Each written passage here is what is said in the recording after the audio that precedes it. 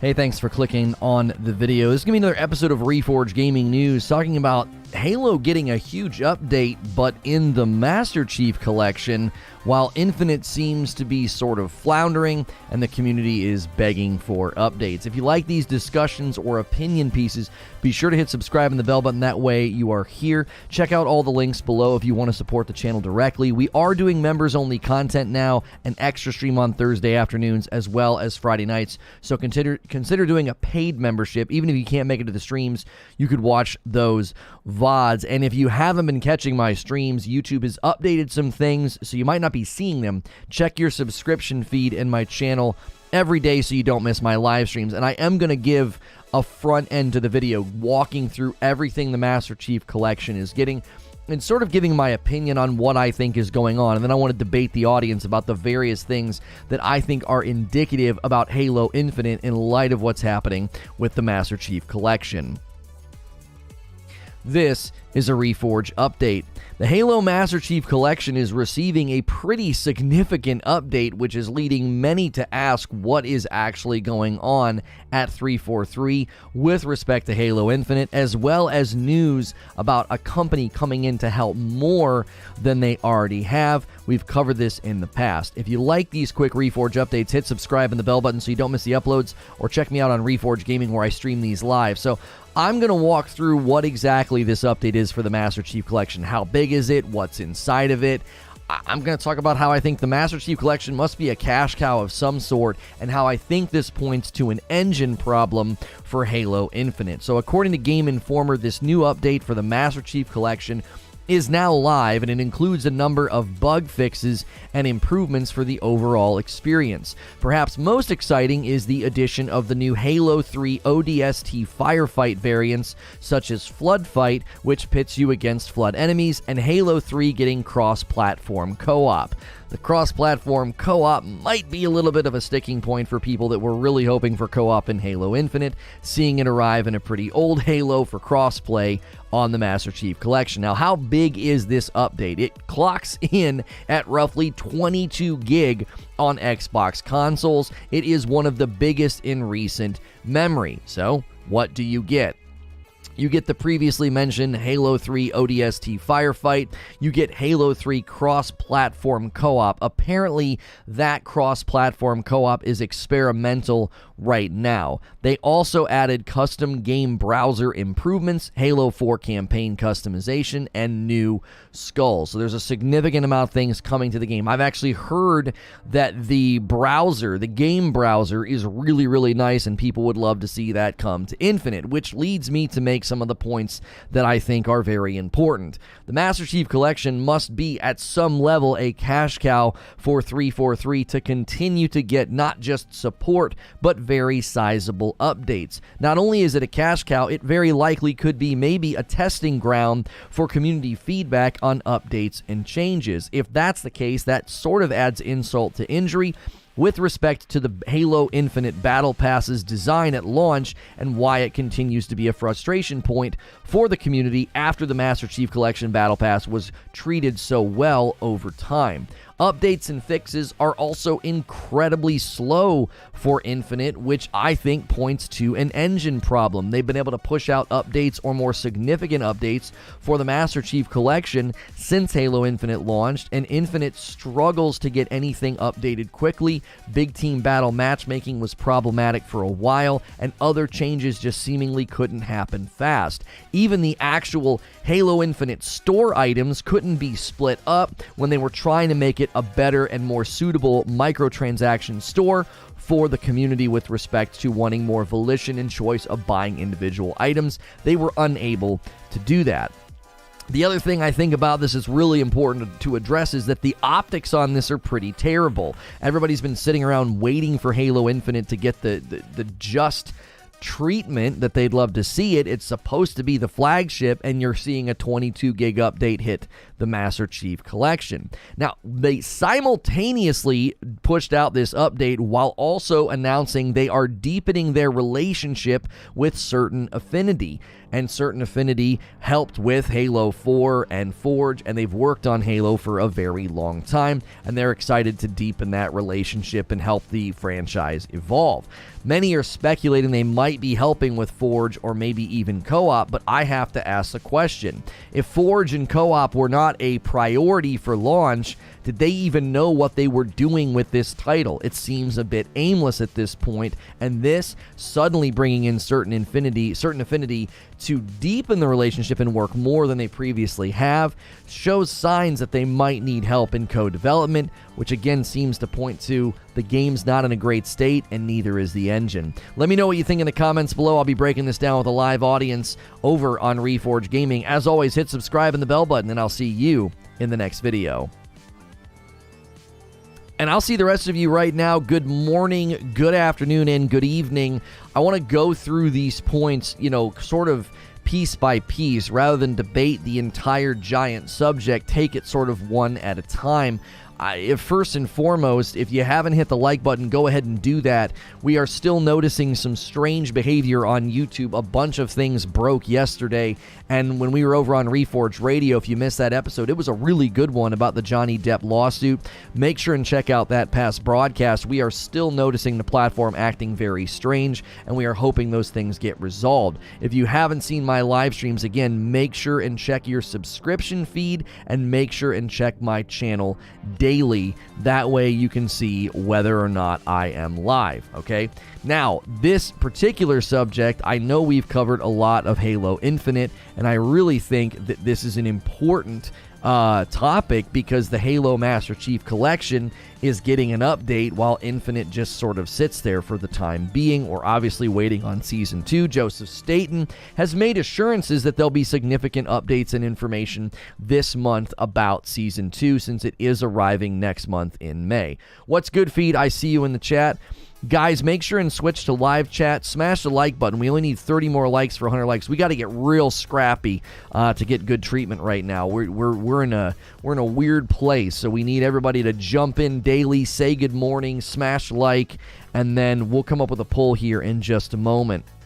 So the first thing that I think is really important to discuss right now is that the Master Chief Collection must be generating a good amount of revenue. Like, it's got to. It has to be at some level a cash cow, because why else would you be continuing to push out these updates? Now, I am going to assume that no one working on the Master Chief Collection is somehow being taken off of Halo Infinite. I don't think that is the case. I don't think they're like shorting the bandwidth for Infinite, but it does start to feel like, my goodness, how long are you going to support the Master Chief Collection? Like, it's sort of a mixed bag of like, hey, it's great you continue to support this, but this thing over here feels like it's on life support, and you're focusing on something that's fairly old at this point. Eugene says, it feels like sending your old girlfriend flowers while your wife is in the hospital. Like, bro, what are you doing? Yeah, the optics on it is really, really tough, I think. Let's just see. Let's see. Halo Master Chief update. Is this concerning for Halo Infinite? Like, do you think this is concerning? Yes or no? Or are you like, no, this is totally fine. This has no bearing on Halo Infinite. The Halo Master Chief Collection is a separate thing, separate team. It's fine to do this. Yo, good morning, Frank. How are you? Does the Master Chief Collection have a battle pass? Yes, that was one of the lead reasons that people were so critical of the Halo Infinite Battle Pass design. People were like, listen, you guys got it so right in the Master Chief Collection. You got to a place where you really implemented good community feedback. You really got things to where the community praised it. And then Halo Infinite launched, and it was like, what on earth is this? This isn't anything that you guys previously learned. Vandalay Industries? Yes, Vandalay Industries. I am wearing a Seinfeld shirt today. This is from the 90s TV collection over at 80s Tees. Yes, they do have 90s stuff. So make sure and use the shirt command if you like today's shirt, or check out the link below. Just remember to use code LONO for 30% off.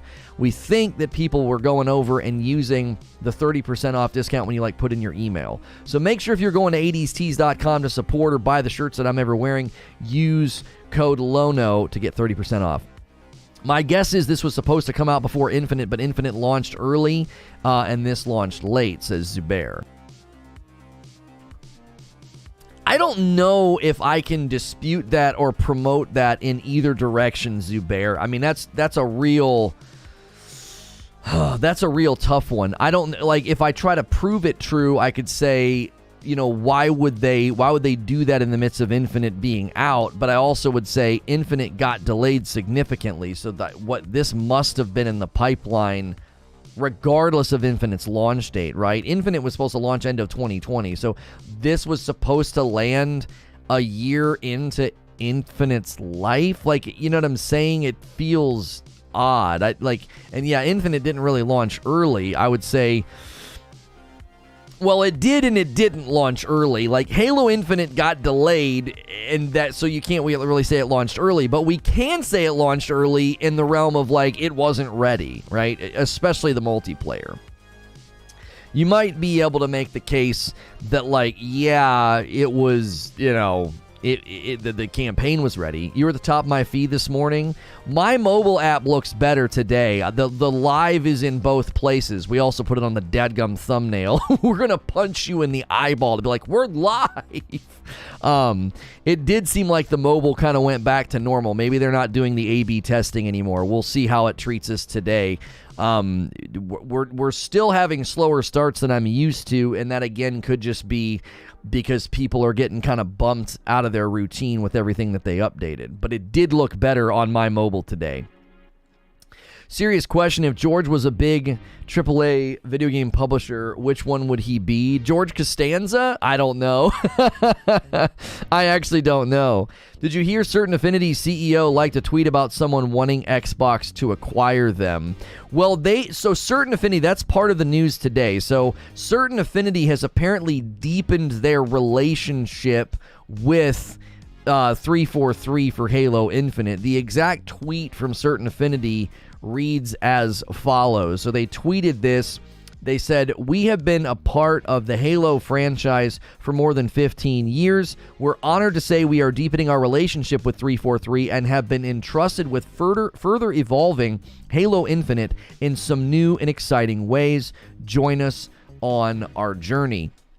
So a lot of people looked at this and thought, oh, what's this mean? What's going on? Certain Affinity basically had like that history, I believe, of working on Halo 4 and helping with Forge. So many people are now speculating. Many people are speculating that, you know, this is a sign that Forge, they need help with it, or maybe there's something completely separate that they need help with, and they know that Certain Affinity can assist them with this. Now, I pointed to Bungie and said, listen, Bungie had a great time when they had co-developers helping them. High Moon Studios and Vicarious Visions, and that was obviously working on Destiny, a very different game, but I think there's similarities, and here's what I mean.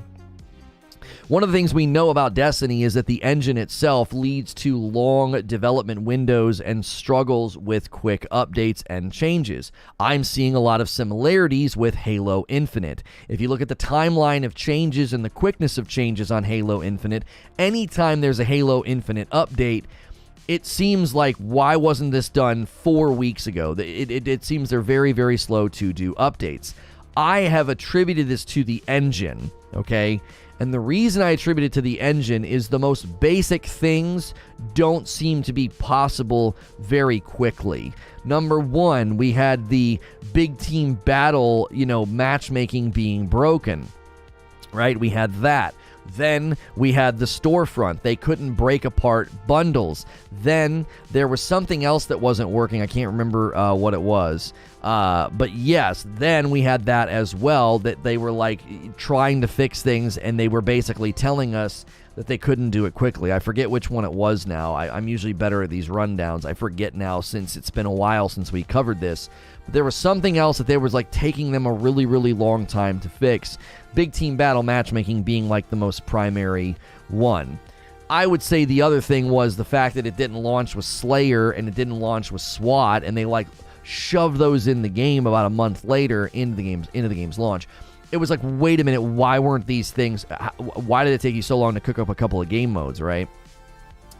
And oh yeah, match XP was another one. We can't just give you XP at the end of a match, right? They had to do it through the challenge system. Again, it just doesn't seem like the game is agile. It doesn't seem like they can make quick changes, which is concerning. Now, when you see the Master Chief Collection getting changes and updates and modes and a 22 gig update in a window of time where Infinite got nothing close to that, you have to start to think, is the engine, is whatever you guys did to make the Halo Infinite release date possible, whatever you guys did with this engine, is it just really, really cumbersome, right?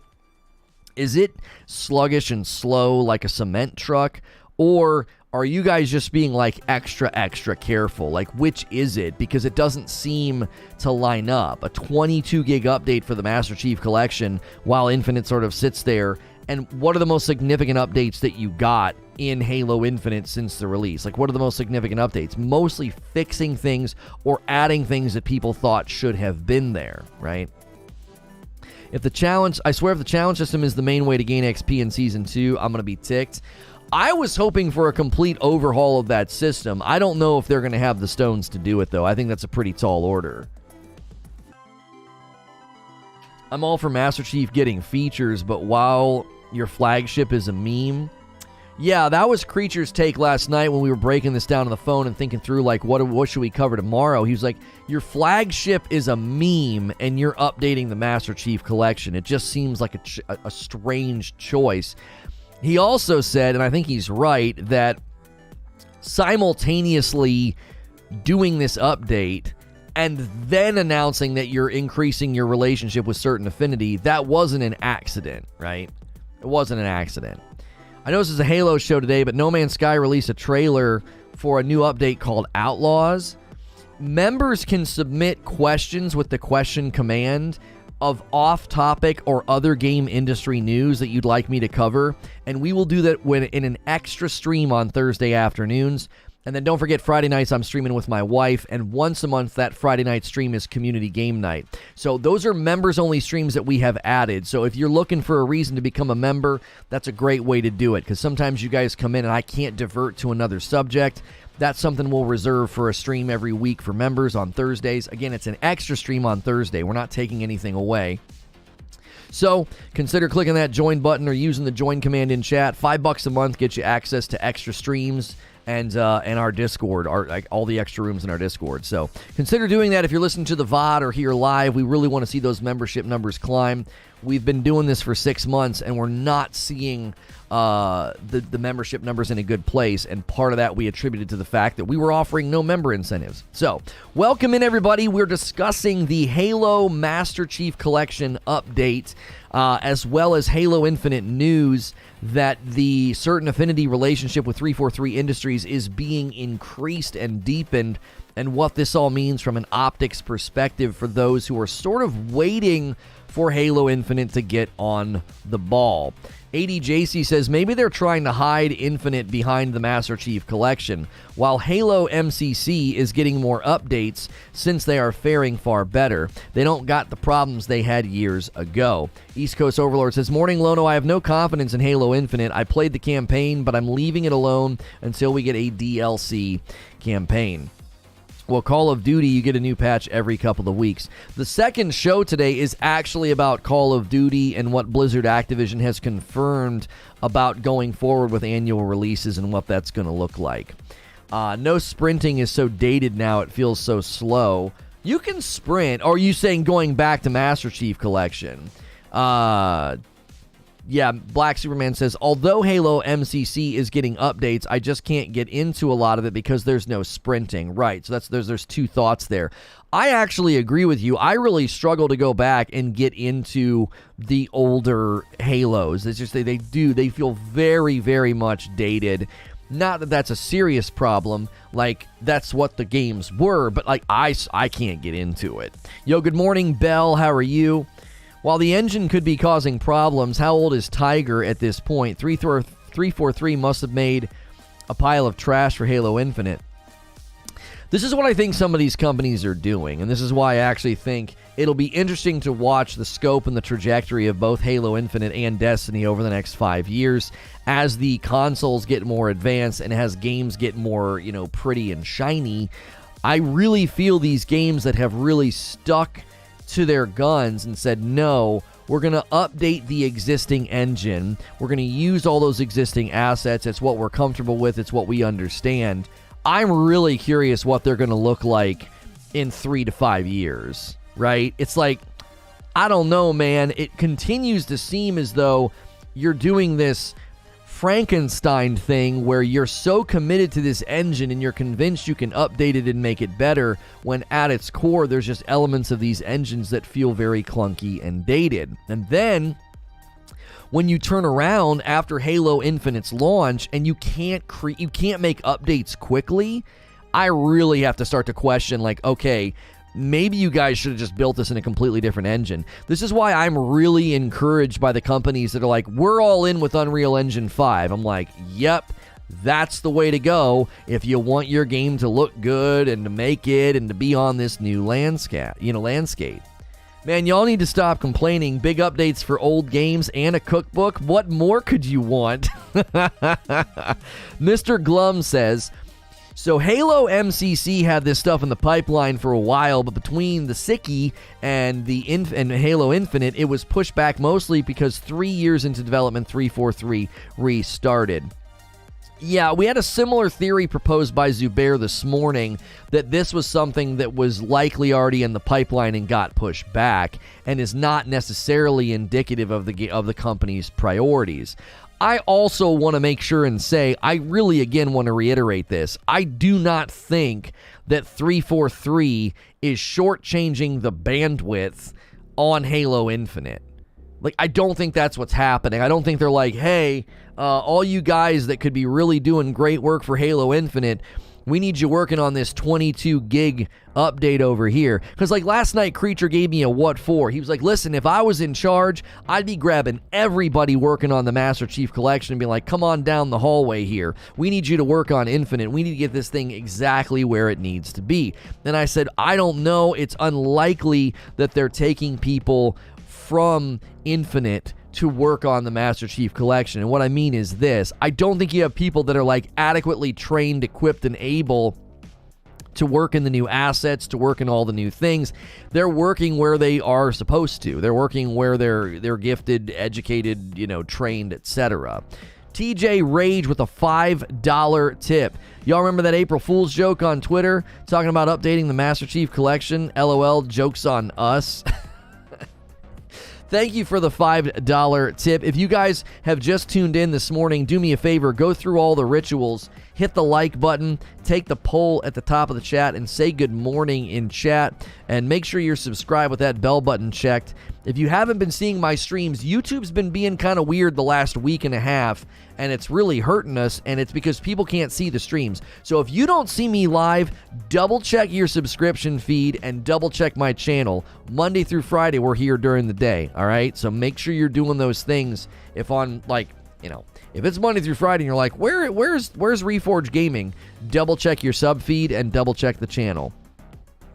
They fixed the big issue for me, says Hilly. Sound effects for receiving damage as well as enemy footsteps and gunfire are now louder in multiplayer's audio mix. See, I don't even remember that being an issue. I wasn't really paying attention most of the time we played, though. I was probably talking with Chad and not taking it super serious. But I would imagine if you're playing with headphones and turning the game volume up and really wanting to hear everything, that would be a frustration. I know that was a frustration point for Call of Duty as well. They had this sense of, they couldn't get sound to work right. There's great clips of Doc just losing his freaking grip. Like, there's no audio, there's nothing. There's nothing, the one clip. Hey, first order of coffee already today. I didn't even think to check that early. 2 bags of light roast to Solid Snake. He says, hands down the best coffee there is. Also loving the Reforge radio channel. Really good content. Thank you, Solid Snake, for the first coffee order. Man, we really would love to see 5 new members a day and 5 coffee orders. If we can do that, I don't care what YouTube does. We'll be just fine. So consider hitting the join button or typing !join in chat to take advantage of all the membership perks. New content Thursday afternoons and Friday night for members only. And the community game night this month, it's always going to fall on a Friday, one Friday night a month. Instead of doing the streams with my wife, we'll do a community game night. April 22nd, so next week's Friday, not this week. Next week's Friday, April 22nd, we'll be doing Fortnite no-build squads. And I don't care if you don't like Fortnite, get it installed. It's cross-play, it's free. We will have fun. We'll just drink and laugh. Members only on Friday nights, all right? I hope you just start making instant coffee packets. Yeah, we can't do that. That's not really what we're in the business of doing. We're dealing with an actual, like, roaster who roasts bags en masse. I don't think throwing more people at the problem is a solution, says Raymond. Zubair says, did they just adjust the volume for rocket launchers going off in closets? Asking for a friend. We in there. What's good, Aaron? I have played Infinite weekly since launch, says Docs the Fox. I can't deny the gameplay being solid AF. Plus, the campaign was pretty great, ready for co-op. I mean, if there's any hope for Halo Infinite's gameplay, it's the gameplay. It's like, listen, it actually feels good. It actually isn't terrible. You know, it feels solid. It feels like a good Halo, but hit registration needs to be addressed. I think issues with, you know, the battle pass, the Halo battle pass was in such, according to all community response that I've ever seen, Halo MCC had the battle pass that everybody liked and really enjoyed. And it's like, why didn't you just copy and paste that into Halo Infinite? I know I have some of your coffee. I just don't have a coffee maker set up. Oh, yeah, we're getting a new coffee maker. We had friends over and went to make coffee, and ours is like a max of 4 cups. And it was like, it's a mess when you try to make a bunch of coffee in those smaller coffee makers. The whole profession system and challenges suck, says K. Smitty.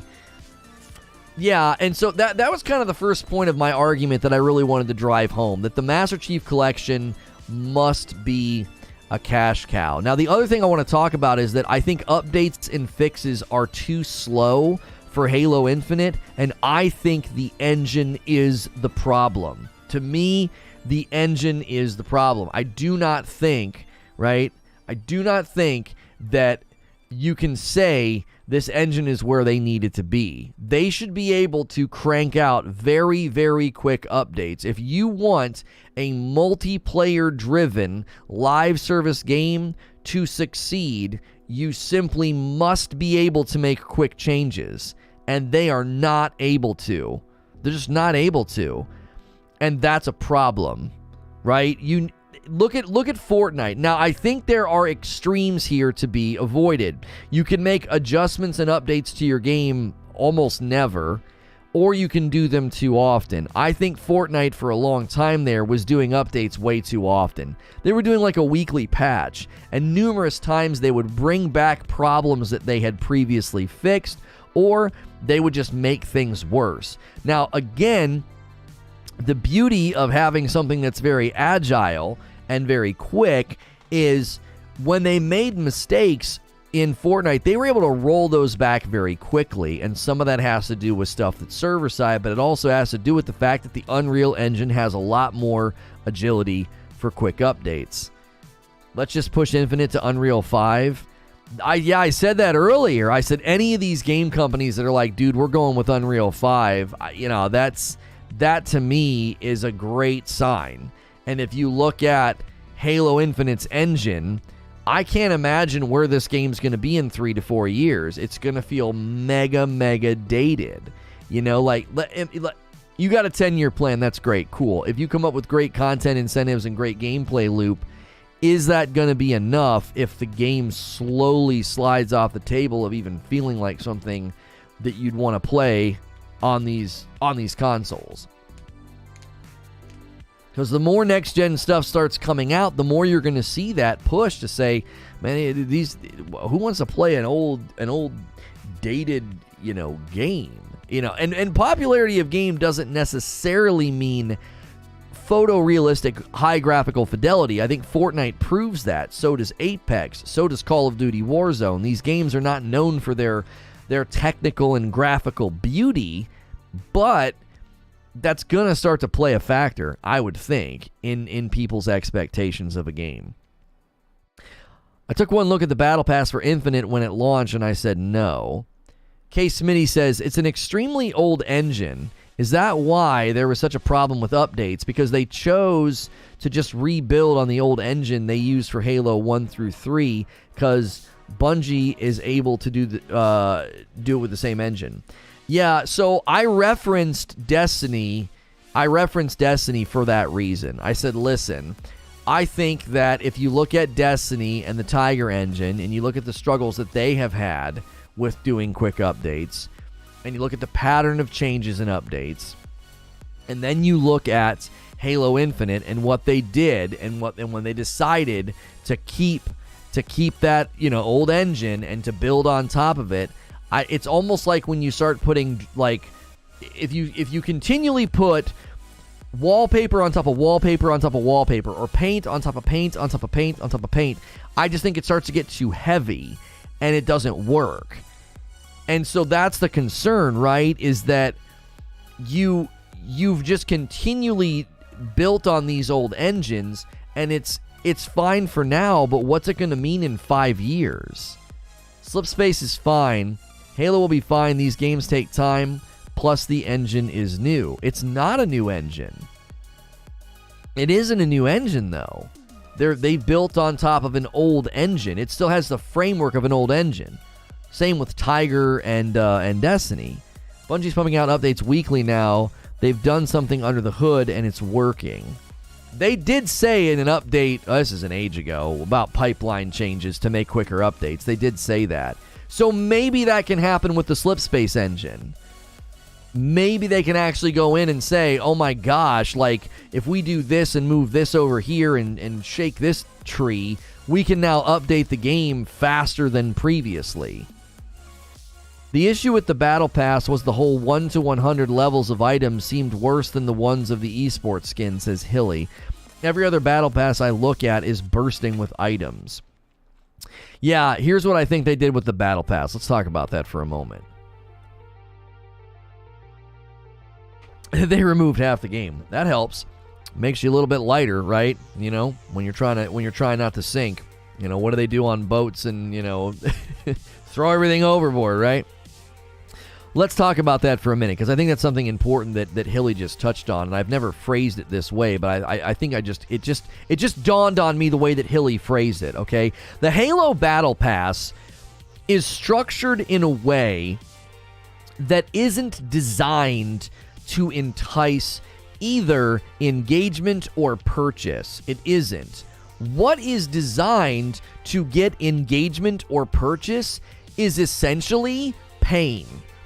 And this is where they have gone in the complete wrong direction with Halo Infinite's Battle Pass, okay?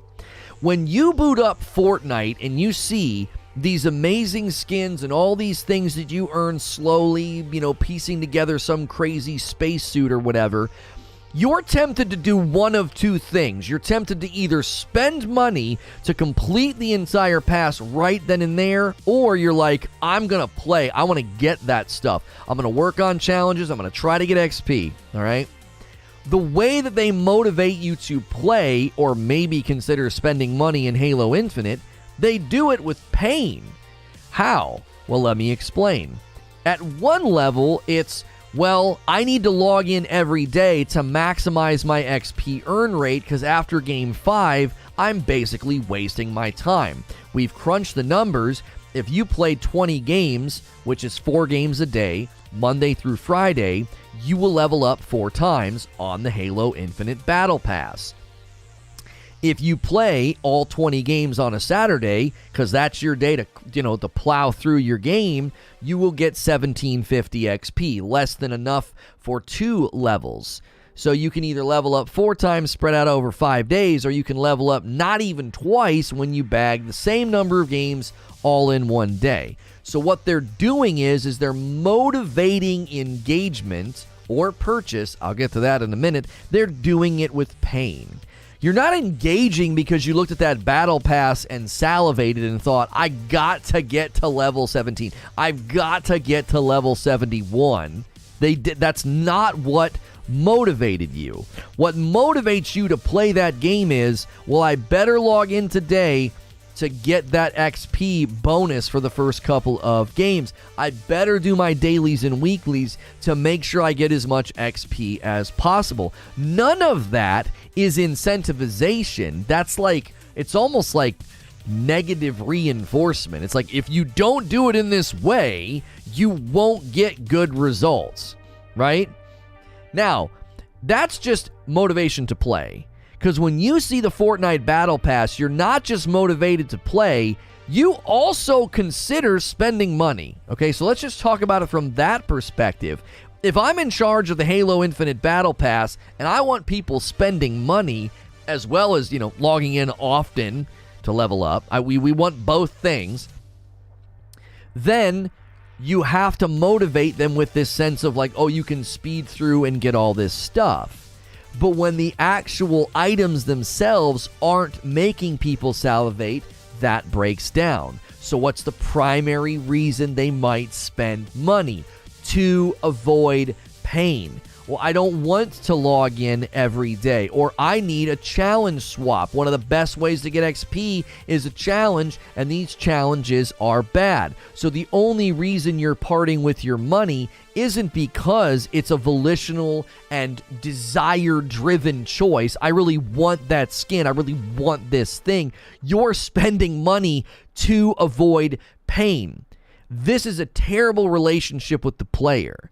You're either logging in daily to maximize XP, why? To avoid pain, to be as efficient as possible, or you're spending money to avoid that. In both scenarios, the spectrum of motivation with the player is heavily leaning toward pain avoidance, as opposed to being like, I want the stuff. Like when Hilly just said what he said, like the esports outfits looked better. I know it's subjective. I get that. Like I know skin quality is subjective, but to me, the battle pass is supposed to hit those two drums. It's supposed to bang on those two drums. A motivation to play, thoom, thoom, thoom, thoom. Log in every day, log in every week. You want this cool stuff. This stuff's really awesome. Thoom, thoom, thoom. Just banging on that drum. The other drum it bangs on is spend money. You can get this stuff now. Isn't it pretty? Thoom, thoom, thoom, thoom, thoom. It's banging on those two drums. And the Halo Battle Pass simply doesn't do either of those things. You're failing at the fundamentals. Like, this is just what a basic battle pass should do. You can look at Fortnite, but you can look at any other game that's instituted a battle pass. You can look at Splitgate, you can look at Call of Duty Warzone. That's what their battle passes do. They motivate engagement, and they motivate spending money. And it isn't through drudgery or pain avoidance. The thing is, you don't even have to pay because the pass isn't going away anyway. Okay, so let's address that. I'm so glad you made that point, Mo. I'm so glad you made that point. One of the things that Halo Infinite trotted out before it released was the lack of FOMO. Let's say you don't get everything from Season 1, and Season 2 rolls out, and you're like, oh shoot, I didn't get everything. No worries, it never goes away. You can always work on that Battle Pass, and then get to Season 2 later. Let's say you jump in Season 3, and you see something amazing from Season 2, and you're like, I missed out. I didn't even play the game back then. No worries. Season 2's Battle Pass is always available. This decision was celebrated. It was celebrated. And it should have been. It's good design. It's good game design. Take notes, Bungie. You want to remove FOMO? That's a great way to do it. I'm not taking a shot, by the way, at Destiny, but that's an idea of, oh man, that stuff looks really cool from back there. Oh, it's available. It doesn't really matter in Halo Infinite, and let me explain why. They have structured the earn rate of XP, the challenge system, and the battle pass progression in such a way that no one is ever going to do that. Nobody is ever going to do that. Oh man, I missed out on Season 1. I can go back and work on that. And if it's currently paced in this way and always paced in the way that it is, no one's ever going to do that. Who in the world is going to go back and work on a battle pass that stretched over 6 months and had horrible earn rates and horrible progression? So at its core, great decision to remove FOMO. I can always go back and work on an old battle pass. That is such a wonderful decision. That's excellent. However, it's completely undercut as a value point. It's completely undercut as a quality point by the sheer fact that the structure and the idea and the progression is horrible. It's horrendous. Who's going to do that? Oh, man. I'm barely moving along in Season 2. I better go back and work on Season 1. It won't happen. It's a great value point that's undercut by bad Battle Pass design and a bad XP earn rate system. That's the fundamental problem with it. If you guys are enjoying the show, do me a favor, smash the like button. I guarantee you there's 50 folks right now that haven't hit. We only need 50 more likes to hit a like milestone of 200. Do me a favor and take the poll at the top of the chat if you haven't already. Halo Master Chief Collection update. Is this concerning for Halo Infinite? The Halo MCC new update was a 22 gig update, did a lot of great things, and people are saying, what on earth? Infinite seems like it's on life support, and you're kicking out a 22 gig update for Halo Master Chief Collection. So let me know what you think in the poll above. If you're a new sub to the channel, subscribing is free, by the way. Subscribe so you can talk in my chat. I'd love to hear from you. We always love to meet new members of the community. Are you aware of all the challenges to the Battle Pass for Season 2 that they have announced? XP awarded for player performance, 1,000 credits earnable, etc. I've got to see it. Once I see it in action, that's the question. It's really easy to make things look great before I got my hands on them. So, I need to get my hands on them. I'll give you an example.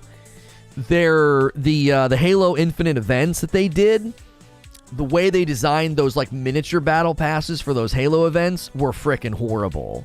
And they looked great when we saw them announced. Right? When we saw them announced and I looked at those, I was like, this is really, really nice. Having a literal playlist for the event, a battle pass for the event, it was great. It was like, oh, this is cool. And then I went and played and I was like, this is freaking terrible. It was still based on challenges. You limited how many things I could get. And, it was like, oh, you only get these items here, and then you're done. So you can't get the good items until next time. But if you don't get enough items this time, the next time you'll be stuck getting those same items again. So disincentivization compounds itself every time the event rolls out. So, it's great, docs, if they're making good changes to the Battle Pass and XP for performance and all of that. They said the same dadgum thing 2 months ago. They said, they said that they were going to be restructuring XP earn rate to award player performance, and it was virtually non-existent. It was all posturing. I was like, what the frick? Where? I didn't see a bonus of XP at the end of the game if I played poorly or well. I didn't see anything. Big Mad Mo says, there's different teams. I hope people know that, and the Master Chief Collection is a well-oiled machine. I feel Infinite will be just fine once they get their stride. I have conceded that point multiple times this morning, and I'll do it again. Listen, if you think they're taking away from Halo Infinite to work on the Master Chief Collection, that's not probably true, okay? They have people that were already working on the Master Chief Collection, kind of like a live team, I would imagine, and they're probably still continuing to work on it, and they just never shifted over to Infinite. They don't necessarily need them on Infinite. I think that's fine. The reason that I'm asking the question at the top of the chat and the poll and the way that I'm doing it, the reason that I'm doing that is because I want to see what the optics on this is. What are people feeling and saying about this from purely an optics perspective? Do you feel like this is a complete and utter dadgum joke? Or you're like, nah, it doesn't matter. It's split right down the middle. 50% of the audience is like, yes, this is a big deal. And the other half of the audience is like, no, it's not a big deal. Another $5 tip from TJ Rage. But why do we got to wait for them to get their stride? They already got my money. I'm done waiting. Now, I'm going to give a little pushback, TJ, on what you're saying. I actually like what you're saying. I do. Why do we need to wait for them to get their stride? Right? They delayed the game a year. What's going on? You said they already got my money. This is one of their protections. This is one of their this is one of the things they can hide behind any time this comes up, and Mo is asking that question, like, what money? What money? Right? Now, you might have bought the campaign. Maybe you're not on Game Pass. Maybe you're a gamer that actually pays for your video games. In any case, in any case, I'm just kidding.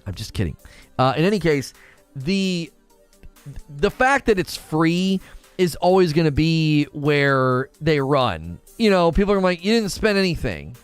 Take it or leave it, man. It's a free game. They're working on it. That's what people are probably going to say in response. Did they take people away from Infinite, says Eugene? No. Do people working on the Master Chief Collection, does that mean there's less people working on Infinite than there could be? I'd think yes. That was Creature's point. He's echoing it. He's saying, it isn't that they are robbing Peter to pay Paul. It's just a loud statement that they can do things most games can't in one title, but in their flagship, they can't accomplish the basics. Right, they go back and they give you cross-play co-op in Halo 3, and then Halo Infinite launches with zero co-op, right? Looks like Sony Shilling is back on the menu. Do you guys see what I did over here? I got Master Chief up, but I'm intentionally shining a blue light on him. I'm spitting in his face with Sony colors. I'm just kidding. It was like that yesterday. Actually pays for your game. That's a sick burn. Free to play and subscription narrative armor. I love it. Weaponize their fans to defend crappy development. I don't necessarily know if they're weaponizing their fans, Eugene, but I definitely think many people would say, listen, you didn't spend any money.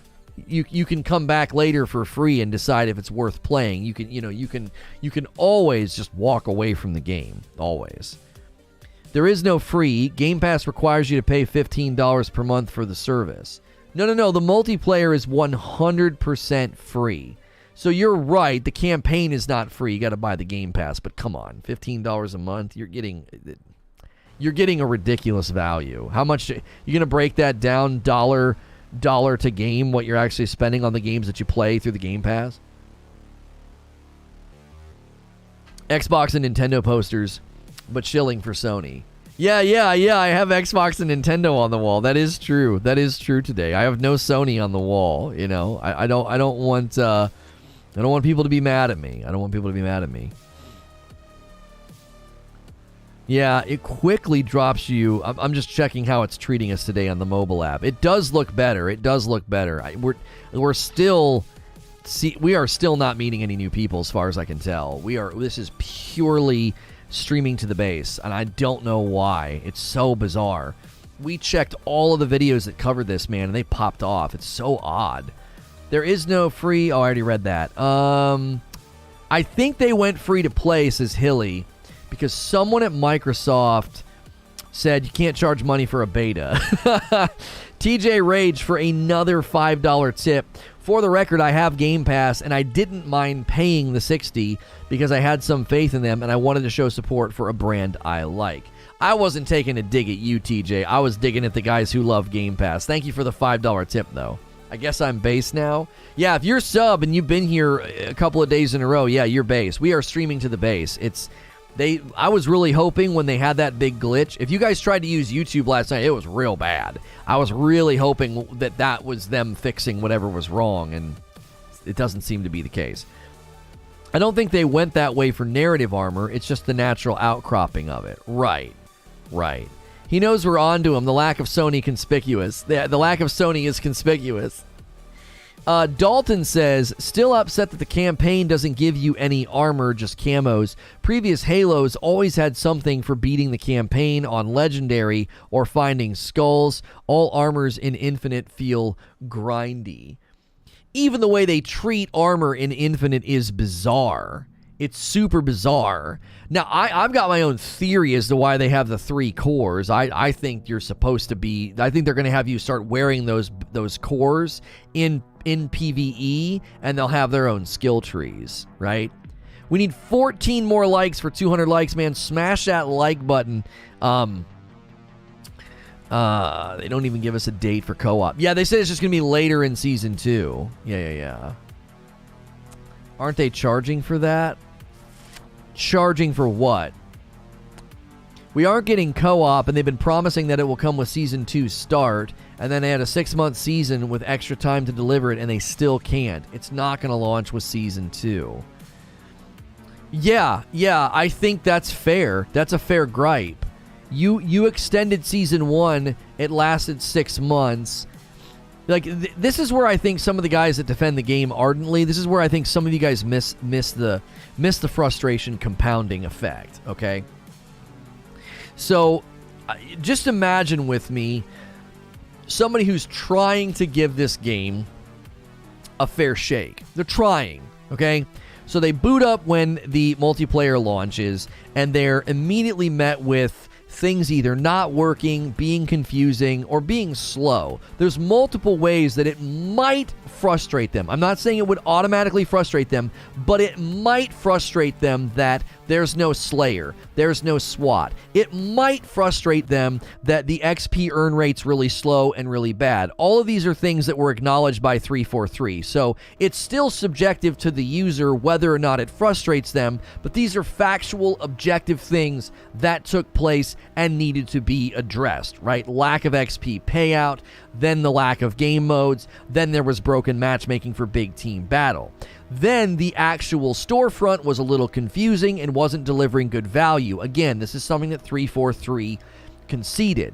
There was also the feeling of you're really stretching the season pretty far. 6 months seems a little bit too long. That also affected the Halo Infinite event design, okay?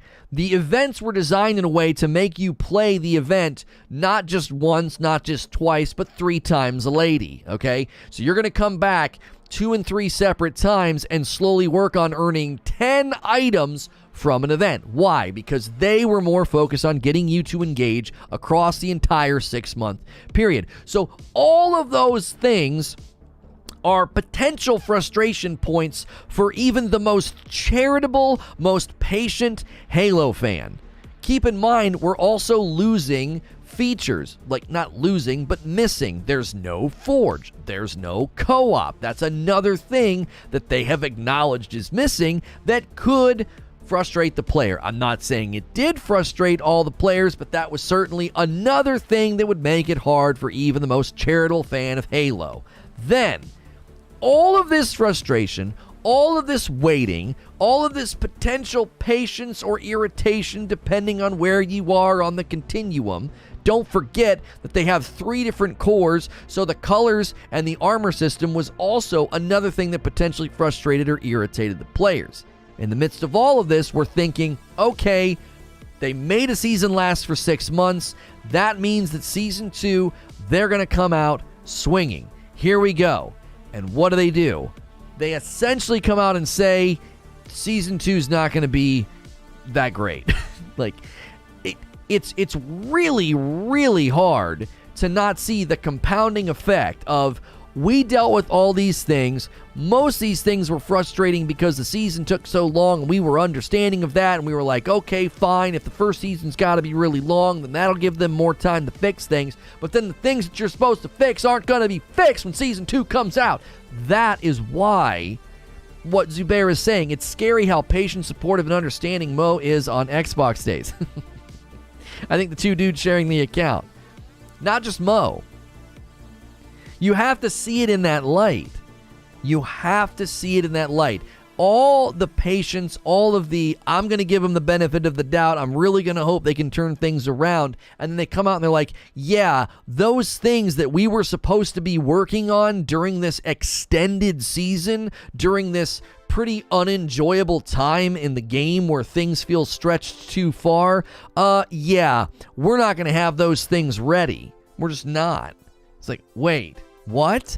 I thought the whole reason that we waited this long, I thought the whole reason that we were sitting here giving you time and waiting was so that these things could be built and created, and they're not going to be. And I left out the fact that the Halo Master Chief Collection, that original Halo Battle Pass, was great and Infinite's wasn't. So it's like there's such you have to think about the people coming to the game with that knowledge. They're coming to the game with that knowledge. They played Master Chief Collection. They're a Halo fan. All those things are in their brain and in their heart. And they're like, oh, this is going to be so great. And if they push through, and they're like, all right, fine. They'll deliver all these great things next season. And then they come out and they're like, yeah, 2 of the main things that we were supposed to be working on and delivering aren't going to be ready. By the way, we only need a couple more likes for 200 likes. If you guys are enjoying the show and my commentary, be sure to hit subscribe. It is free to subscribe to the channel. It enables you to talk in the chat. If you've never been here before or you're here infrequently, keep in mind, I do a talk show like this Monday through Friday, right? Monday through Friday, we are here in the morning. We actually do 2 shows a day, and we have been missing lots of regulars, and I think it's because YouTube made some changes. So if you ever don't see me live, check your subscription fee and check my channel. Your subscription feed, and check my channel. I'm live Monday through Friday unless I'm out of town or not feeling well, and those are extremely rare, okay?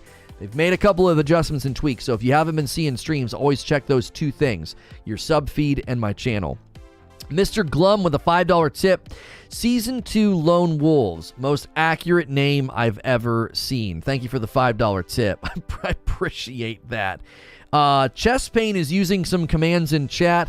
If you want to buy some of our coffee, that's not a sponsor. It's actually ours. If you're not a big coffee drinker, we encourage people to start with the light roast. Rageous Roast, the balanced acidity is one of the reasons people really like our coffee. It's very balanced, very smooth, very drinkable. And then the shirt, Vandalay Industries, is a Seinfeld shirt. We have a relationship with 80s Tees. This is from their 90s TV show collection. So use those commands in chat if you want to do this. Make sure and use my code if you guys shop at 80s Tees. You get 30% off, but you got to use my code Lono. I figured by now we'd at least have additional coloring options for our knee pads and gloves. Come on, 343, what is the holdup? It's a shame people still defend it. 6 months is long enough to do anything.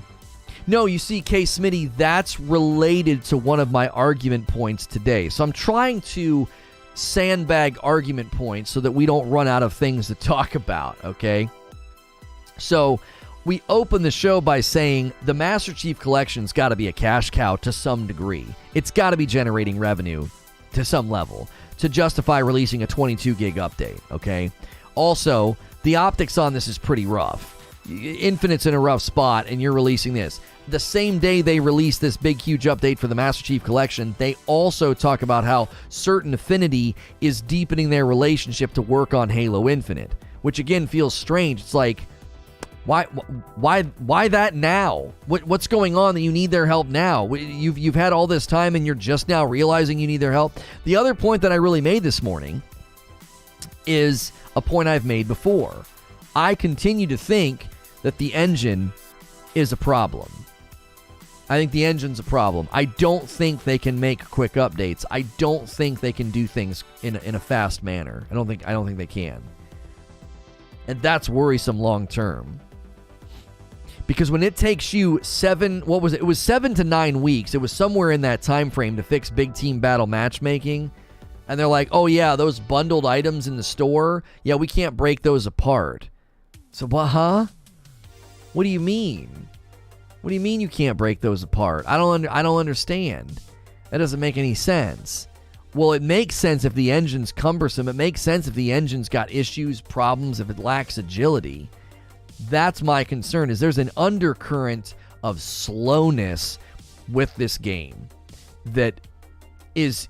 When you look at the Master Chief Collection get a 22 gig update, number one, this is what I think a lot of people are going to say. I think this is a fair pushback. They were probably working on that update for a really long time, and they probably pushed it back. It was probably due a while ago, and so they didn't whip up this Master Chief Collection update overnight. Okay, I'll grant you that point, but the public doesn't know that. All the public sees is that Infinite's been struggling. Infinite's got a 6-long season. Infinite had broken matchmaking. Infinite has a terrible battle pass in comparison to the Master Chief Collection, and the Master Chief Collection just got a 22 gig update. They've been working with them. They're just deepening their relationship. That is not new. I didn't say it was new. They just came to the realization that they need their help, Mo. That's my point. You're in crisis mode in 2019.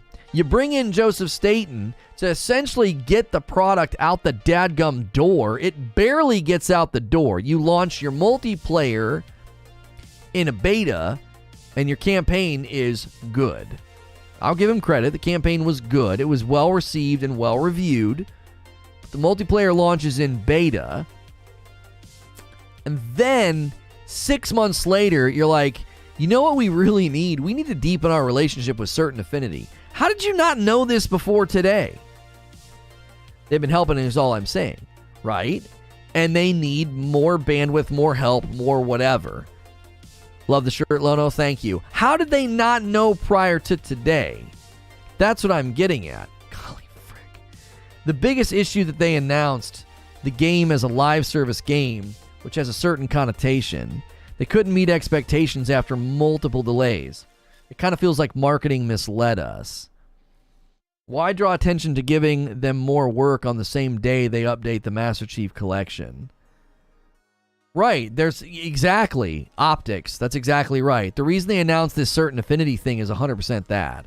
So when Joseph came out and said a few weeks ago that it took a while to get the engine pumping out content, but now they're at a point where it's running full steam ahead, should we believe him? The only reason we can believe him, Smitty, is if it's proved. The proof is always in the pudding. The proof's always in the pudding. So we won't know that. I won't think we'll know that, and so we're halfway into next season. And here's why I'm saying that. If you're halfway through season 2, and you are successfully updating, changing, tweaking things, pushing out patches or whatever, then I'll believe you. Okay, the engine's up and running. You can now do things quicker. Somebody pointed out, like, they made changes in the background over at Bungie to their pipeline or whatever the frick, and it lets them update their game at a faster clip. Certain Affinity worked on Master Chief Collection also. They also help work on, like, Halo 4 and Forge, do they not? Whole studio is in disarray, which is why they brought in new leadership to try and turn it around.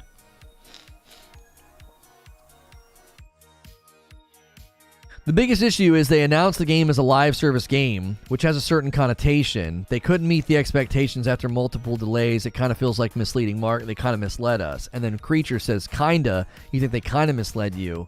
They flat out lied to your face. I don't know if they lied.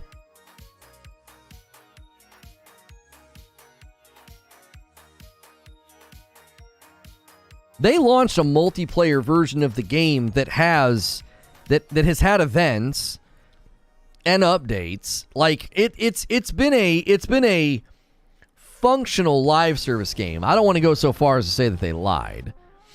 It'd be like another team working on something, so the content will drop constantly. One team drops something, starts up another, and then another team drops something, and vice versa.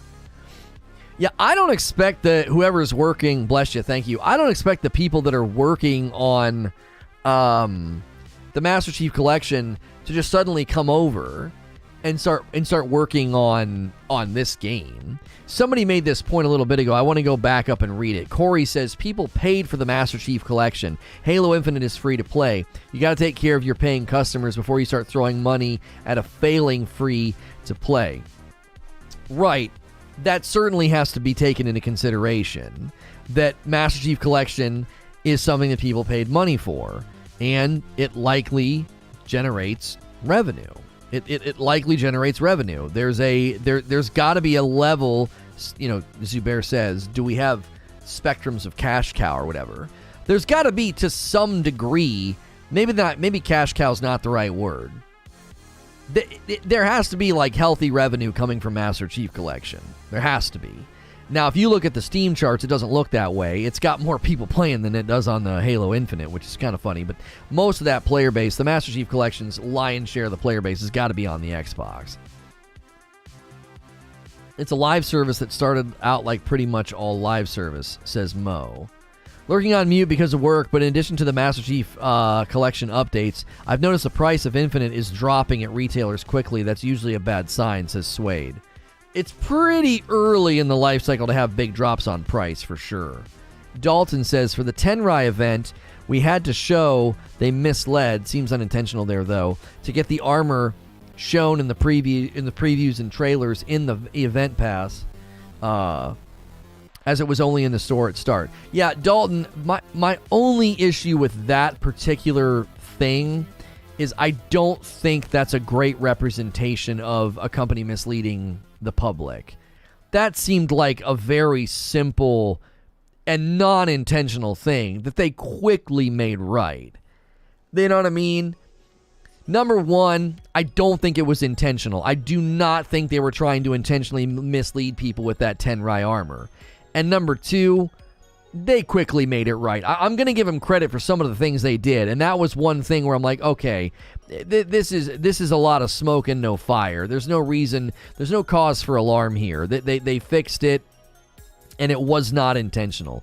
We went and looked at all the marketing materials and we're like, yeah, they literally have used this image for everything. They basically had approved marketing imagery for all these different things, and that thing just got thrown in, and everybody read too much into it, and they're like, oh my gosh, we should be able to get that, we should be able to earn that. And they're like, okay, we could see how that would be interpreted, and we're gonna make that right. So they didn't make it right though. We still didn't get the right armor pieces. They put it in the store and sold it instead. No, that's not true. They moved it to the battle pass. That samurai armor that got everybody really angry, they moved it to the battle pass, and you could 100% earn it. That is a thing that they did. I agree it was unintentional. I'm just saying maybe marketing didn't use the right words and phrases to describe how Infinite was going to be. Expectations were always going to be high, but still.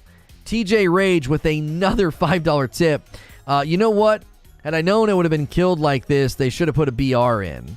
Yeah, a lot of people thought without a BR it wouldn't go anywhere, and this is what people do. They're like, well, there's no Battle Royale. See, I told you it wouldn't go anywhere without Battle Royale. And I'm like, I actually think this game's problems are a lot bigger than a lack of a game mode called Battle Royale.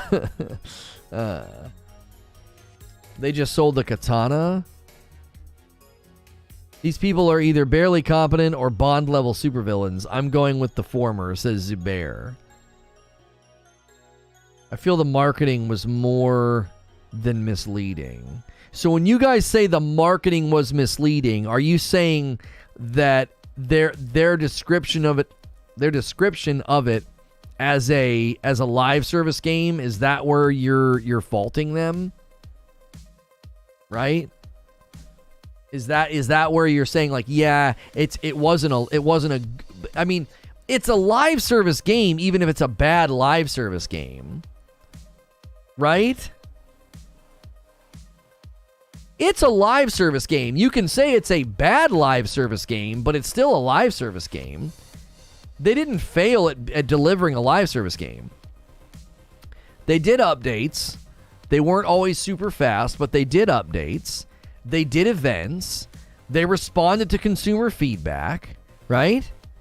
They did all those things. Like, I don't know. I don't see it that way. I really, really don't see it that way. I don't see it through this lens of like, you know, they said it was gonna be live service and it's terrible live service. Oh yeah.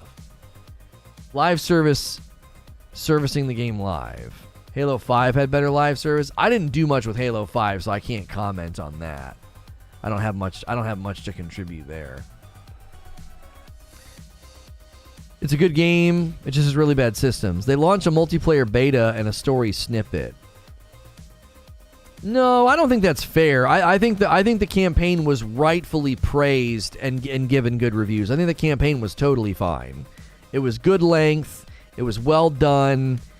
I didn't see anybody giving the campaign grief. The multiplayer beta I'll give you, but again, if you're going to claim they didn't deliver on a live service game, they did. It just isn't very good.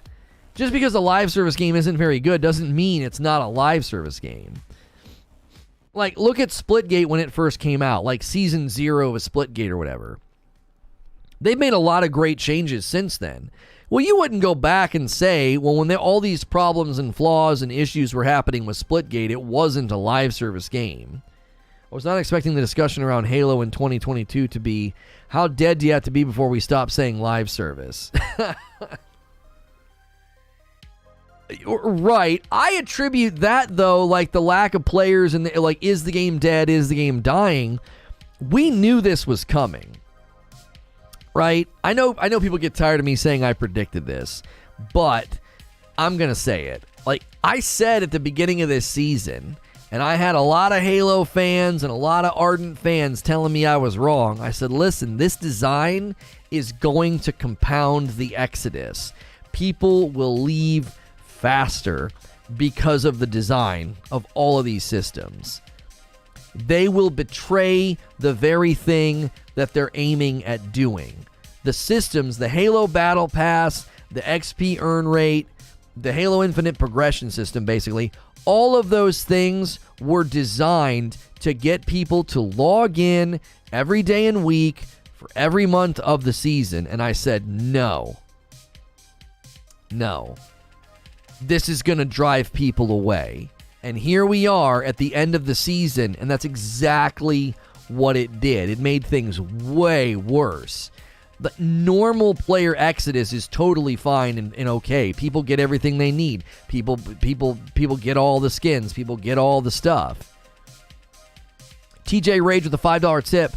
That campaign was lame. You either fought in a grassy field or some dark space dungeon. No biome diversity like the other ones. I mean, I heard the biome diversity criticism, but I didn't see anybody giving the campaign rough treatment. Everybody said it was actually pretty good. Even the people that were really, really angry about multiplayer issues were like, I've got to give credit where credit is due. The campaign is actually in really, really good shape. Most importantly, they left, and when they left, they were angry and dissatisfied. Right, I've always said that. Every game will have people putting the controller down and taking a break. Every game will have that. You always have to ask the question, what's the cause for that? Is it because they got everything and they sort of feel satisfied? Like they're getting up from the table and they're satisfied with the meal? Or is it because you burned them out and they're irritated? Because if they get up and they're satisfied from the meal, it's not going to be hard to get them to come back. All you need is an event. All you need is some items that they have to come back to earn. All you need is a new season to get a satisfied player to come back. That's it. That's all you need. To get a dissatisfied player to come back, to get an annoyed player to come back, you got to work twice as hard. They'll come back, I guarantee it. No, I don't think so. I'll put money on the table that Season 2 Steam charts don't come close to launch. I know that's only Steam. I know the majority of the player base hangs out on Xbox, but that's indicative of something, right? I don't think so. I don't think everybody's going to come clamoring back. I think they lost a lot of people in a permanent way. I think a lot of people that they lost were potential converts, and they're like, yeah, no, I'm good. This is a dated mess. I think a reason why the update for the Master Chief Collection came out, says Lucas, is because they want to move the players from Infinite to the Master Chief Collection so they can work on Infinite. I don't think that that's a likely motivation. I don't think so. They will come back? No, I don't think so. No. I qualified it, Mo. I qualified it. There are people that were potential converts. They're not coming. They're not coming back. They missed their opportunity. Like, I'm not a pessimist about the game, but they missed their opportunity. It's like, listen, if you're going to get somebody who's never really been big on Halo, and you're going to try and get them to try out your game, and they try out your game, and it's rife with problems and design flaws, and it's missing features, and certain things aren't working right, you missed your shot. They already had a predisposition to not like your game. Halo will never die. I'm not saying that it's going to die. Okay, think of it from this perspective, okay? If you think, everybody's going to come back, they're all going to come back, everybody's going to come back to Halo Infinite. All right, I want to ask you a question then. Think of a game that you don't like, okay? Think of a game that you don't like, and you decide to try it out, and it's not really in a great state. It's mediocre, it's got problems, it's not working all that well, and it didn't cost you anything, by the way. It was totally free. What's the likelihood that you would go back to that game like, oh, hey, we pushed out an update?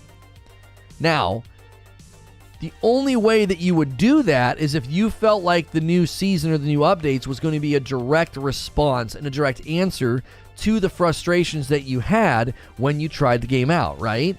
So, that means Season 2 would have to directly address and come out and say, hey, all those things that were frustrating players with Halo Infinite, yeah, we've addressed those things. I'm not seeing that. I'm seeing a lot of hedging. I'm seeing a lot of, that's not ready yet. Yeah, we don't have that yet ready yet either. I think all of that's concerning. It's like, well, okay, you're not speaking directly to the criticisms and the complaints of the players. If you're just tuning in, we're covering the Halo Master Chief Collection new update and what that means for the Halo Infinite Season 2 and just the state of the game right now and where people are. I've argued a lot of different things this morning. I would love to hear from you. If you're a new viewer, hit subscribe so you can talk on my chat. A $5 tip from Mr. Glum. I know from firsthand on my Xbox, my entire friends list stopped playing. The new fan and convert window is gone. Yeah, I think they've missed their opportunity because you've gotta convince people. Like, this is why No Man's Sky had its comeback moment. Why? Because they convinced people. They had their moment. It was like they spoke directly to the reasons that people stopped playing. Lack of multiplayer, lack of customization, lack of features, lack of this. Bam, bam, bam, bam. Here's all the things that you wanted and wasn't there. And Season 2 of Halo Infinite, I'm telling you, Joseph Staten and 343 Industries, they better bring the heat this month, or people are gonna shrug at Season 2. They're gonna shrug. If they feel like they're gonna come back and deal with the same nonsense, the same slow progression, the same frustrations, they are not going to return. It's just a bunch of super stretched thin dough so I can get some cosmetics doing challenges. Like, that's the taste in everybody's mouth right now.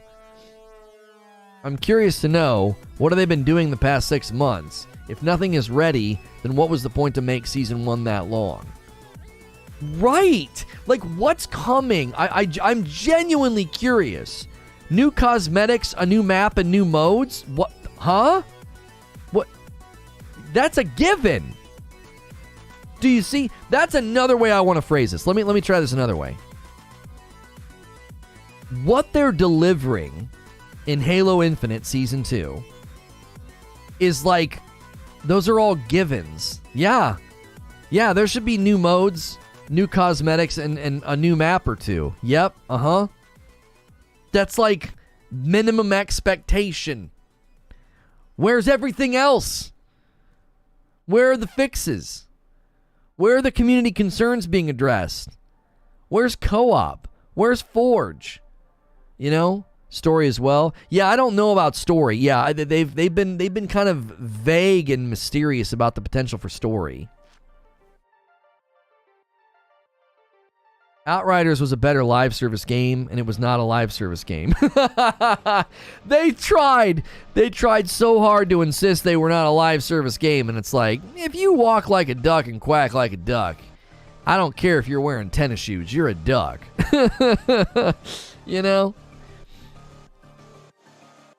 You take what Sirius is sick, so a game place having to replace valuable stuff is hard.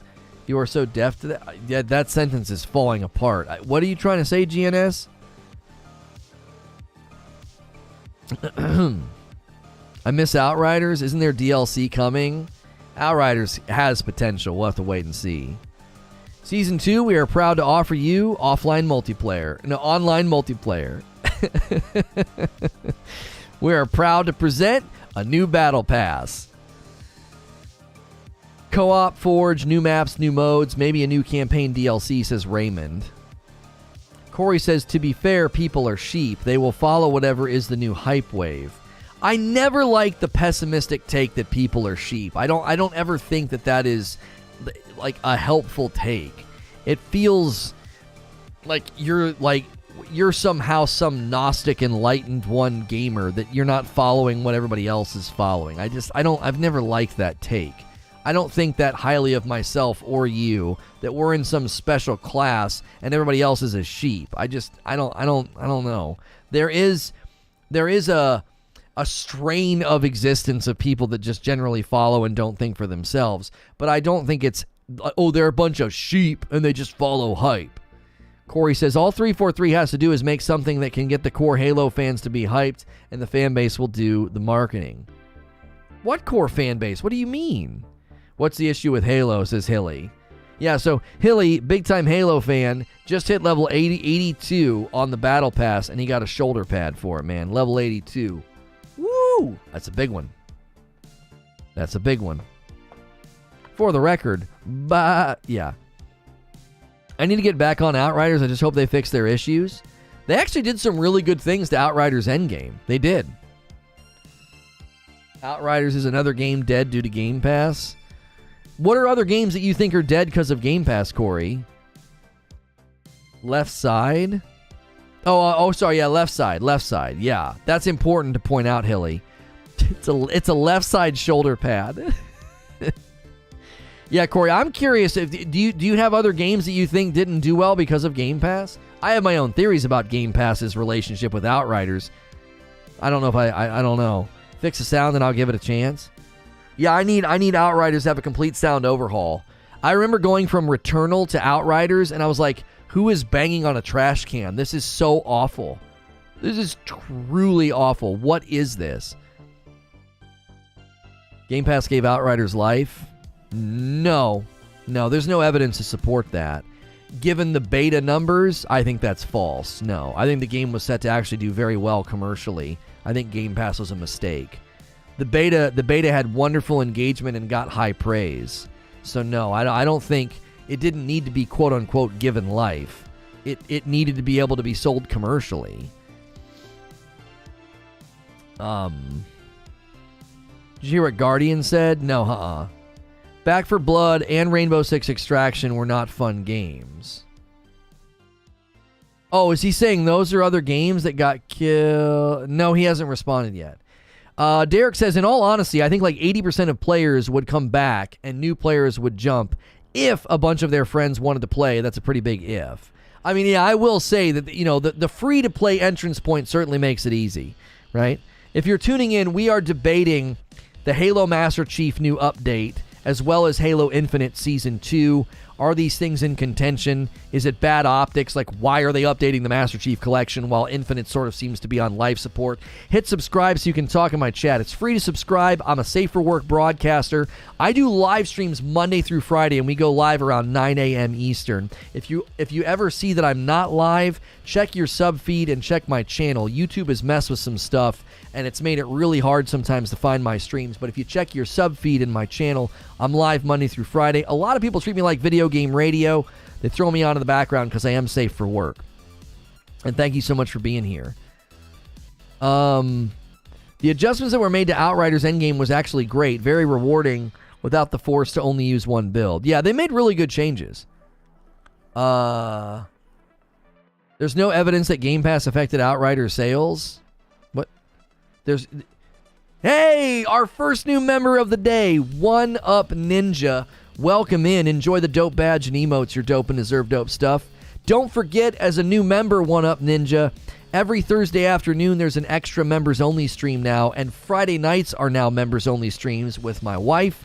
And once a month, we will be doing a community game night for members. So, one Friday night a month, and this month it's April 22nd. We will be playing Fortnite no-build squads, and I don't care if you don't like Fortnite, okay? We're going to have fun. It's no build. You don't got to worry about people building skyscrapers. We're going to be drinking. We're going to be laughing. So if you've never done a membership on YouTube, I'm trying to give you a reason to consider it here on this channel with extra content. To the people that aren't members, don't worry. Thursday's stream is an extra stream, and Friday night was usually a pretty light turnout anyway. So if my wife's going to come down here and play some games with me, or we're going to do a community game night, we're going to make that a member incentive. $5 a month. You know, if a bunch of people do it, it really adds up. So we try to get 5 new members a day. That's the first new members day. Thank you. And we try to get 5 coffee orders a day. We've got 1 coffee order as well. So thank you for that. Even here in this chat, there was a mass cancellation of Outrider pre-orders. And then even the developer of Outriders came out and said they did not get paid.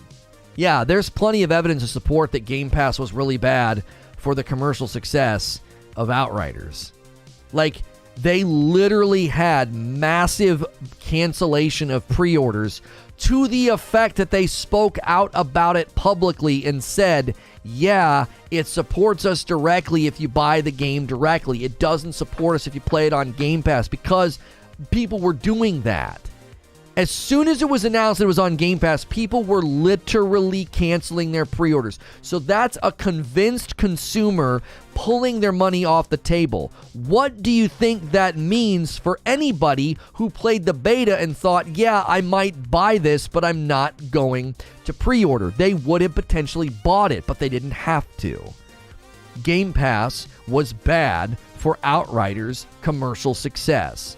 They didn't even get their dadgum royalties when they were supposed to.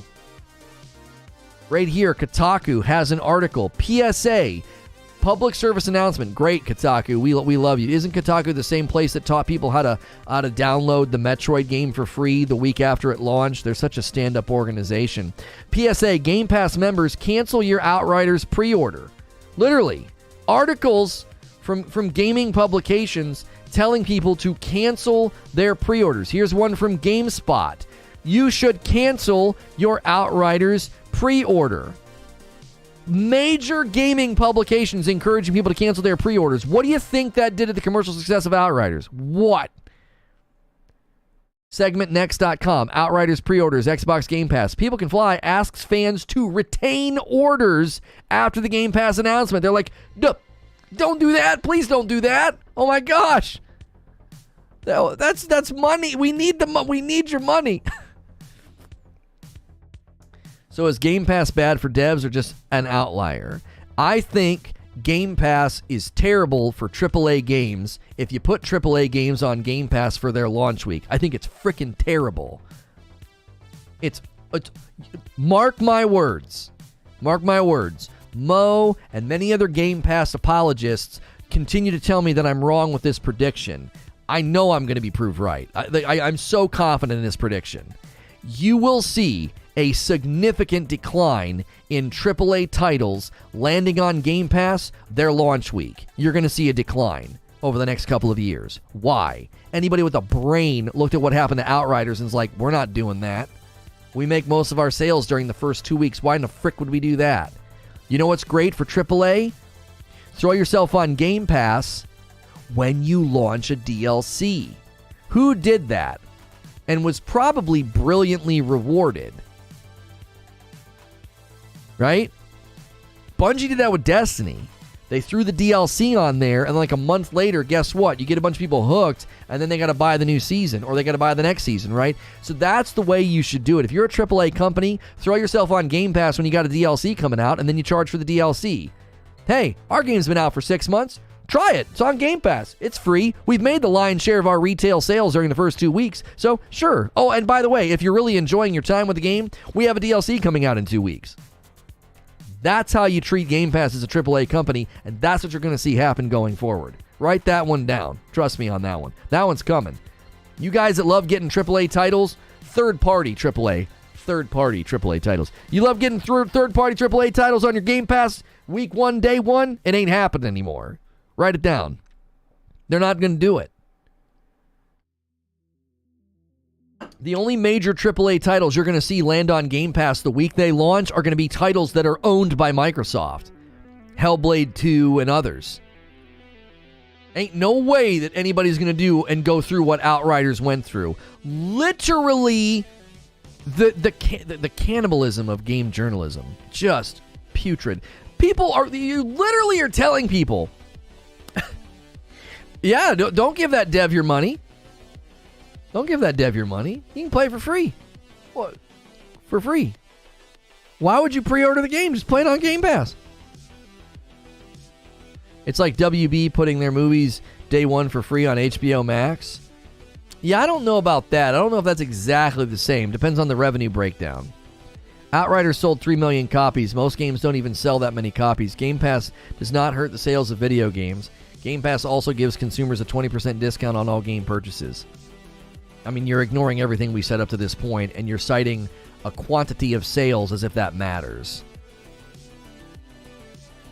Outriders selling 3 million copies does not therefore lead to the conclusion that Game Pass helped or hurt it to any degree. Quantity of sales means nothing in this equation. There are measurable things that you can look at and see.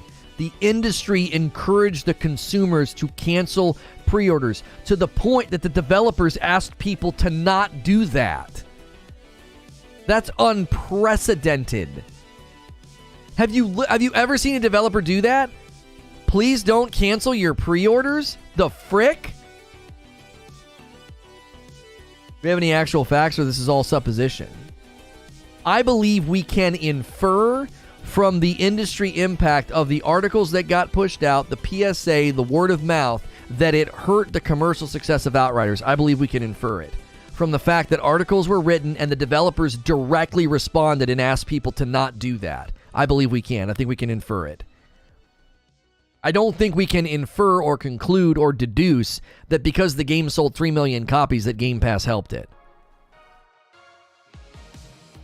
Especially when we did a breakdown. Wasn't there an article breakdown that showed how many people played Outriders on Game Pass and didn't buy it? Wasn't there? I swear there was something we pulled up that gave us those numbers, and it was like, oh my gosh.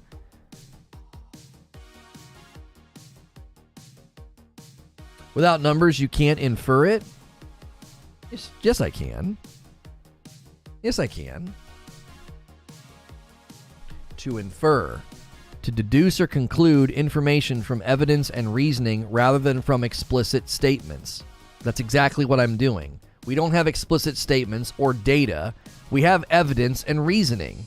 The evidence being a bunch of journalists said, cancel your pre-orders. More evidence. The developer said, hey, please don't do that.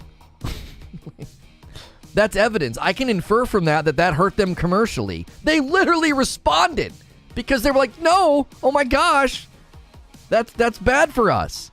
Why? Because people were doing it. I don't have explicit statements or data, but we have evidence that is strong enough to infer this damaged it to some degree. I don't know to what degree. I'm not trying to say they lost this many millions of sales, but I'm saying, no, we can infer from this, 100%. I played the demo, but I didn't play it on Game Pass after its release. Why does Microsoft continue to hide the numbers of their apparent successes? Were people forced to pre-order to get the beta? Was the dev forced to put the game on Game Pass by their publisher? Dalton says Lono. Game Pass hurts non-first-party AAA games. Change my mind. Yeah, if we were actually getting good treatment by YouTube, I would start doing that, but they're still not giving us good treatment. We're still not getting shoved in front of new people, and we can't figure out why. The turnout today is phenomenal. I'm freaking blown away by all the problems we've been having, the fact that there's 340 people. Like, all of the challenges we're facing on YouTube, like the turnout today is unbelievable. It's so good. It's like we have a very strong base here. YouTube's got to figure its crap out before I start doing that. Because I think those would be really good streams. I think they would. I think they'd pull in lots of new people. But I'm not going to start doing that until YouTube sorts itself out. Like, the frick are you doing to me, man?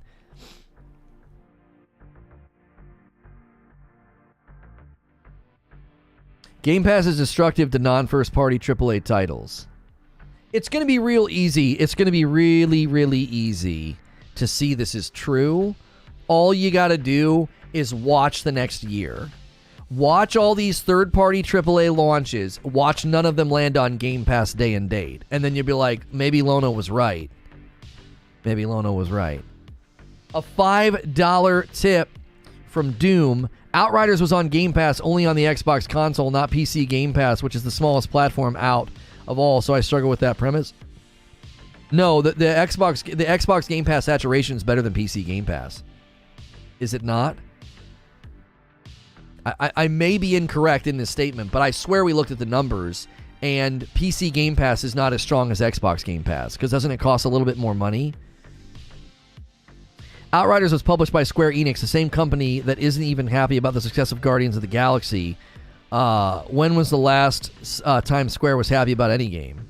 We're not talking about happiness. We're talking about a contract agreement for royalty payout, and People Can Fly didn't get their royalty payout when they expected to get it. Why? Because the commercial success of Outriders was not what it needed to be.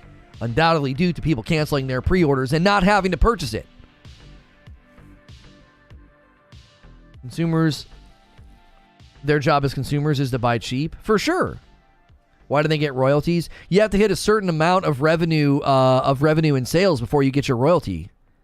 There's like a threshold. Like, it's an agreed upon thing. It's like a contractual thing. It wasn't like People Can Fly was grumpy and they're like, we're not happy, so we're not paying you. Like, there's an actual contractual thing.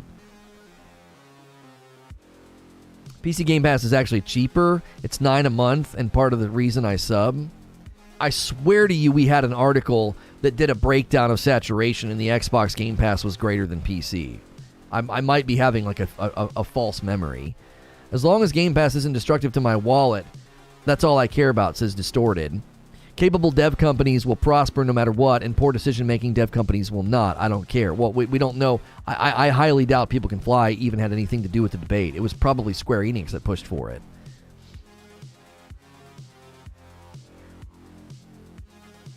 Xbox Game Pass includes Xbox Live. Outriders is on PC Game Pass. Well, yeah, now it is. I don't know. It might be Mandela effect. I might be having a false memory, but I swear we pulled up an article on two things. We looked at an article that broke down how many people played Outriders on Game Pass on Xbox versus how many purchased it, and we also took a look at the saturation of people on Xbox Game Pass versus PC Game Pass. I have a hard time believing that the 18 to 20 million people on Xbox... the 18 to 20 people on Game Pass, I have a really hard time believing that most of them are on PC. I have a really hard time believing that. Do you go to a gym? No, I don't. Hold on, Lono. Wouldn't you agree that there is such a thing as responsible consuming to a degree? Like, a good deal is a good deal, but when you know the end result is not your benefit, is that the right move? I think the challenge there would be consumer awareness. Like, do people even know? Is this like how record labels get streaming money instead of artists? Yeah, that's a decent analogy, I agree. Kind of, yes. Yeah, the publisher agrees to the Game Pass thing, and it's good for the publisher, but not good for the developer. Because think about it, the publisher gets paid a fat check, and they get money off the revenue and the sales, and then they don't have to pay the royalties to People Can Fly until a certain number is hit, and that number is damaged by Game Pass. It can be true that Game Pass was bad for Outriders, but also true that Game Pass is not bad inherently. Right, I'm really careful when I qualify this. I think Game Pass is bad for third-party AAA games. And I have continued to say you will see a decrease in third-party AAA games showing up on Game Pass during their launch week. The smarter play is to throw your third-party AAA game on Game Pass when you're releasing DLC. Because then if people really like your game because they got to try it out for free, they might buy your DLC, and you've already made the lion's share of your sales during the launch weeks because you weren't on Game Pass. This is why Sony is ahead of the curve in my mind with their subscription service offering free demos and not full games. Like, you can't go back from offering full free games. You can't go back from that. Like, incrementally do it. What's happening? What's good, David? If you guys are tuning in, we're a little bit off on a side issue. It's related, but not quite. We've been discussing the Halo Master Chief new update in comparison to the Halo Infinite Season 2 forthcoming release, and why we're questioning how does this happen? How do you push out a 22 gig update for Halo MCC while Halo Infinite is seemingly floundering? Debating that got us on the track of Game Pass. Game Pass being good for a first-party title like Halo because they can get into the campaign for free, the multiplayer is for free, but it wasn't good for Outriders is kind of how we got on this wavelength. So it's tangentially related to what we were talking about. If you've got questions or comments, hit subscribe so you can talk in chat. Take the poll at the top of the chat. Man, the poll results were so much better yesterday. Halo Master Chief update. Is this concerning for Halo Infinite? 53% say yes, 47% say no. If you haven't done so yet, smash the like button and take the poll. We only need about 40 more likes to get to our next like milestone. So if you have not hit the thumbs up button yet, that does help the video. So consider smashing that button.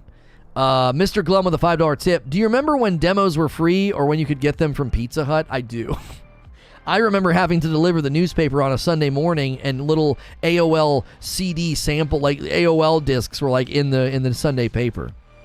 Porktoe says Game Pass may have been bad for Outriders, but People Can Fly was bad for Outriders as well. Nerfing builds in PvE speedrunning, server instability, hit reg problems. Listen, I am not going to debate the quality of Outriders because that's not really what we were discussing. We were discussing the principle of you get the lion's share of your sales and profit during the launch week of a game. This is an industry standard. This is a traceable, measurable, objective fact. This is the fact, okay? And when you throw your AAA game on Game Pass launch week, you will lose sales. There is no other way to say it. If you're going to try to tell me that Game Pass doesn't impact the quantity and number of sales of a game during its launch week, you're delusional.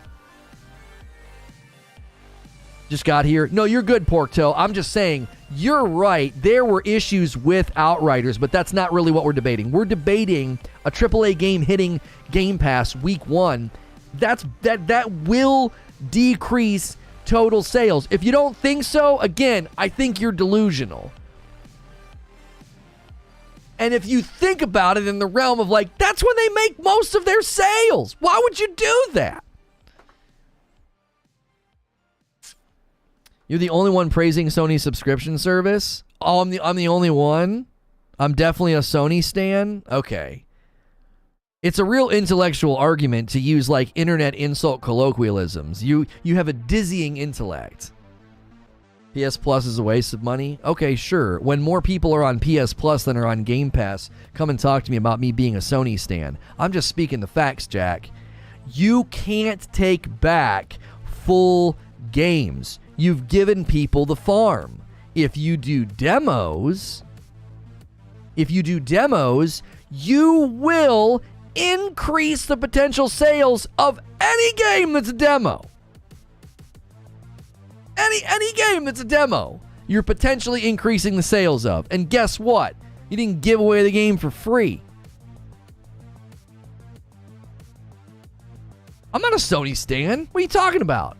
I got a Microsoft Series X in my living room right now. I got an Xbox Series X in my living room right now playing Star Wars with my kids. You're clearly winning this argument. So you're a Sony shill and a good example of short-form content. Shut up. I'm definitely going to subscribe to the highest tier of PS Plus, but will likely never even go back and play older generation titles. I want it for the demos. I noticed your Princess Bride reference. Nice. I love that. Truly, you have a dizzying intellect. Rather play the entire game and not just a demo. I'm not talking about your preference. I'm talking about business strategy, Willie. Business strategy, my man. Again, track the logic. Just track the logic. This is logical. This isn't me being a shill. This is just logical. It is an established fact of the video game industry that game companies make the lion's share of their sales during the first weeks of their launch. That's a fact, an undeniable one proven over the years of the industry. If you make your game available on a subscription service the week that it launches, you will get less total sales during the most profitable time for your game to be sold. It's at the maximum price. It's at the maximum top of mind marketing awareness. The consumers and the public, this is the maximum saturation of consumer attention, and you're getting less sales during that fever pitch. And I simply said that Sony has got a better model, because rather than giving you free games out of the gate, you can't go back from that. What would you do as a Game Pass subscriber if they stopped giving you full free games and they went to a demo? They went to a demo format. What do you think you would do? You would end your subscription. Like, they can't go back from that. Sony, however, can say, we have these amazing first-party titles. I mean, they're super popular. Oh, there's these other third-party titles. Oh, man, they're super popular. Yeah, because you're a subscriber. Yeah, here's a demo. Check it out. That way you can be confident in your purchase. Like, how is that not good for the consumer? How is that not good for the consumer? It's actually bad for the consumer to turn you into a little shop of horrors feed me monster that expects everything to be dirt cheap, low price free. That's a bad consumer. You're being a good consumer with respect to, like, you're saving money, but that's a cannibalistic effect on the industry. So Sony's relationship with the consumer will be healthier. You're getting a clear benefit.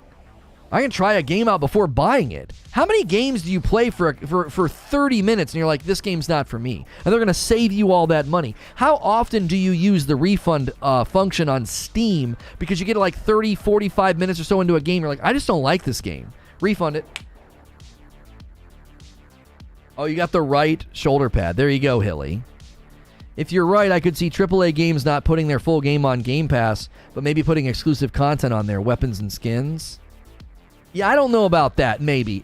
I'm telling you, third-party AAA games are going to run away from Game Pass like the plague unless they're releasing a DLC and the game's been out for a while. EA actually did this right years ago. They would give you a certain number of hours in the full game, and then if you wanted to buy it, it was discounted. Yeah.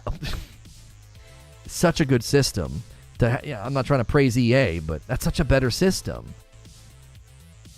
How is that not good for the consumer? Sony studios are expanding each year, positive story after positive story in today's climate. Meanwhile, 343 is contracting out work, but Microsoft has the better business plan. We're paying for a monthly online subscription service as well as for monthly Game Pass subscription. Most people are likely spending more money through those subs than individual games would be at full price. Sure. Yeah, sure. It's not dirt cheap, and it's not free. It's a benefit for all of our subscriptions. No, it's dirt cheap. No. Game Pass value, like what you get and what you spend, it's dirt cheap. I don't see how you can, like, to say what you're saying, Distorted, I simply don't agree. I simply don't agree.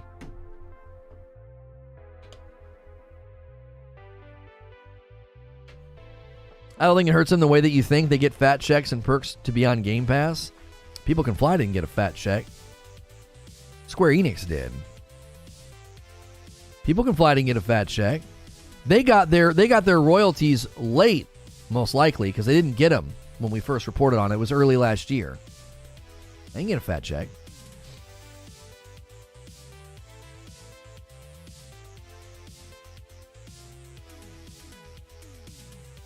Here's what they're saying. If you're Taylor Swift, you don't need to put your music on Spotify. Right, like, yes. You don't exactly. Like, if your game and your name is popular enough, again, you're a AAA third-party title, why in the world would you throw yourself on Game Pass week one? I mean, get those sales. What are you doing? Get that revenue. Was People Can Fly's problem with the way their contract was written, or just a problem with Game Pass in general? It's a very common relationship that the publisher recoups a bunch of their costs and then at a certain threshold pays the developer a royalty. That's a very, very common relationship. I'm all for protecting my wallet, but it's hard to see industry on the verge of cannibalizing itself.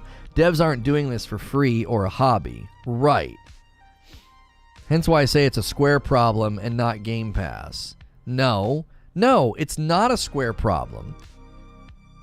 It is not a Square Enix problem. That is a common contractual setup for big AAA titles because the budgets are huge. They get a ton of money from the publisher. Publisher wants to make their money back first, and then the royalty agreement triggers at a certain threshold. This is very common. It's not abnormal at all. They're the ones fronting the money. They are the ones fronting the money, which is why I qualify this. This is such a superfluous argument because I'll be proven right in 2 years' time. You will not see big AAA third-party titles landing on Game Pass for their launch weeks. You won't see it. They'll say, no, it's not worth it. Unless the publishers do it out of pure greed and don't care. That'd be the only reason you would see it happen. But I can't see Square Enix saying, oh yeah, sign us up for another one of those. Less sales. Unless... The only way I could see it happening is if the publisher weighs the deal and says, we're more likely to make money on the Game Pass deal than on the total sales. That's the only way I could see it. And then it hurts the dev. Right? Like, Square Enix could have looked at projected sales and said, even our best possible forecasts aren't as good as what Microsoft's offering us. So let's take the Microsoft deal. And then it hurts sales. And they make it up with the money from Microsoft. And the person that's hurt the most by it is the developer. Sounds like People Can Fly got undercut by Game Pass. They had a metric to meet and Game Pass undercut them. That's exactly right. That is quite literally what happened. Game Pass was never contemplated in the contract between Scare and People Can Fly. Microsoft comes in with a check, Square throws the game on Game Pass, People Can Fly gets screwed. It's probably very similar to Black Widow. I think that's the primary concern. The more we've talked about this, the more we've fleshed this out, that's the primary concern, is that the publishers and Microsoft are going to be shaking hands and be like, oh, this is great. And the dev's going to be like, yo, what? No, what are you doing? This isn't fair. You're going to hurt our launch. We're going to get less sales. Yeah, it's great for you. You get almost guaranteed ROI because a portion of it's already made up from the check from Microsoft. You do realize that the Outriders game was only released on Xbox Game Pass at launch. It did not hit PC Game Pass until 8 months later. That has nothing to do with the discussion. Until you can definitively show me that most of Game Pass holders are on PC, I refuse to believe it. The conventional wisdom, anything we've ever talked about with the Microsoft ecosystem, the lion's share of everything happens on the Xboxes. The lion's share of people doing Game Pass are doing it on an Xbox, not a PC. I would require hard data to believe otherwise. I need hard data. You will never convince me without hard data that PC users are the greater saturation of Game Pass subscribers. There's just freaking no way. Everything we know about the PC community, I highly doubt that. Because you got to do it through that Microsoft storefront. No way. No. The lion's share of Game Pass holders are on Xboxes. If publishers keep doing this, it's going to kill creativity. Who's going to take a risk? Why do you think that we were talking about more remakes? Right, go with the safe thing. Go with the sure thing. Yeah, like go with the established franchise. Go with the brand recognizable franchise. Until you can definitely show me that these games are making less money by being on Game Pass, like straight up numbers, I will not believe they're making less, just that they're wanting more. So everything we've said about Outriders is irrelevant. You don't have to deal with any of the things that happened with Outriders. There were literal gaming news outlets encouraging people to cancel their pre-orders to the point that the developers spoke out and asked people to not do that. Don't cancel your pre-orders. So that happened. And then supporting evidence for the argument that I'm making is that People Can Fly wasn't getting royalties because the total number of sales didn't hit where it needed to hit. So all of that, you think all of that just is not, that doesn't mean anything. Correct. I also don't believe Outriders made less than they would have either. I believe people canceling pre-orders is proof that they lost money because they didn't get money from the Game Pass deal. Square Enix did. You don't need to show numbers when AAA third-party games aren't releasing day one. Yeah, when that starts happening, I'll be proven right. Would Death's Door have celebrated their success if they had hit Game Pass day one? Yeah, 100,000 in sales and units on Steam, week one, and then they later landed on the other consoles. Yeah, it's hard to say with an indie, though, Barrier, because that check might be enough to fund the next project, and they don't need the quantity of sales. It's because Death's Door is a two-man team, so if Game Pass writes them a fat check, their next project is funded. Who cares about quantity of sales at that point, right? It's tough with smaller devs because it's easier for them to get their next project funded. Like a fat check's all they need. It's like, oh yeah, all you need is a fat check and you're good to go. Play Death's Door on Game Pass. Yeah, I hit Game Pass later though. Death's Door launched. Death's Door was a PC only launch, and their first week they sold 100,000 units, and then they moved to the other platforms in Game Pass later. Then those companies are making the smarter choice. The ones who go to Game Pass are making that active decision. That's not something consumers have to nor should have to give a rip about. I'm not saying you should have to give a rip about it. I'm saying it would be concerning to the consumer if these decisions are being made by the publisher and it's fundamentally harming the developer. That should concern you. That should concern you. You can't sit idly by and be like, oh no, that's totally fine. The publishers and Microsoft are busy shaking hands and everybody's getting paid and the devs are getting left out in the cold. Like, no, I don't think we can look the other way on that. I'm not saying that means you cancel your Game Pass subscription or don't support Game Pass or don't support Microsoft, but you got to call a spade at that point. You got to be like, that's not a good deal. That's not good for the industry. Death's Door was an Xbox exclusive? No, it was not. It was on Steam first. We literally reported on this. It sold 100,000 units on Steam. It was not an Xbox exclusive. Maybe a timed exclusive. It hit Xbox first before Sony, but it was on Steam. It released on Windows, Xbox on July 20th, and then the Nintendo Switch and the PlayStation November 23rd. Okay, so it was a console timed exclusive. It wasn't an exclusive though because it landed on Steam. I thought it sold all of its units on Steam, so I was incorrect on that front. But they sold 100,000 units. It was not Game Pass day one, was it? Yeah, it was a console timed exclusive for, it looks like, what's the dates there? August, September, October, November, 4 months. It was a 4 months timed exclusive.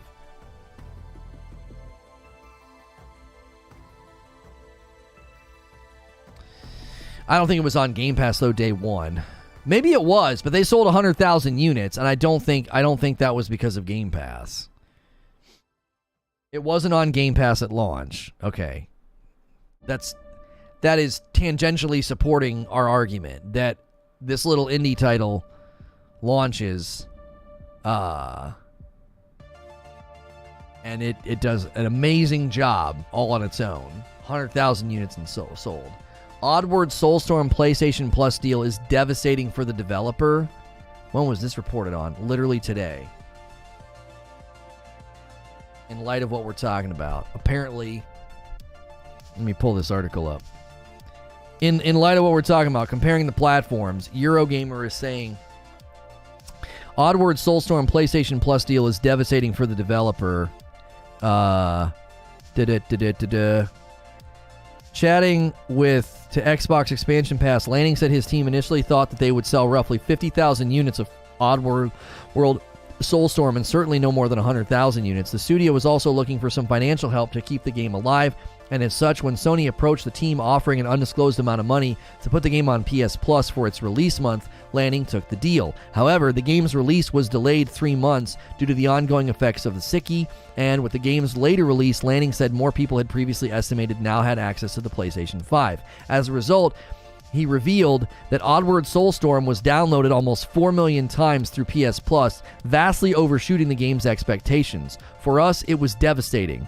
Following its release on PC and PlayStation consoles in April 2021, Oddworld Soulstorm went on to launch on the Xbox in November. Lanning, however, did not disclose how the game sales compared to Xbox. When he called it a slightly patchy adventure, typical heartfelt, the enduring point of Oddworld, horrific elements are mostly fictional. Back in the day, it seemed he's talking about the game now. Wow, it seems like if a game's available on a subscription service, it actually isn't good for the game. Like, this is Sony, this is not Xbox.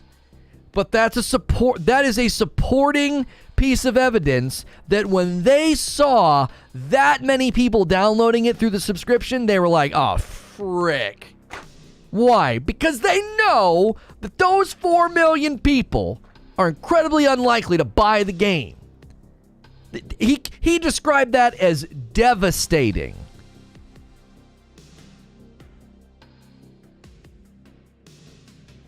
It wasn't going to sell 4 million? 4 million played on Plus. Yeah. Connect the dots, Paul. You're real close. They were expecting 50 to 100,000 copies to sell.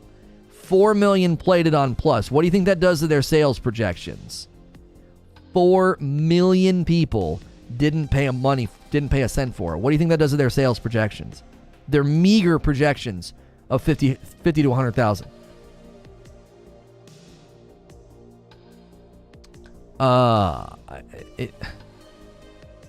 So I've seen many people say that they would buy the game after playing on Game Pass to support the devs. If Outriders was actually good at launch and all the free pass, do you think the People Can Fly would have cashed in? No. No, it's exactly what the Oddworld guy was just talking about. When you see record number of downloads through the subscription, you have to groan internally. He's not the only person promoting this dialogue.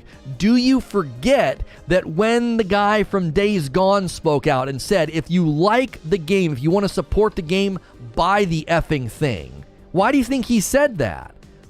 Because they saw a surge of interest in downloads and people playing Days Gone because it was on PS Plus. And he's like, okay, that doesn't do anything for us. If you like the game, buy it.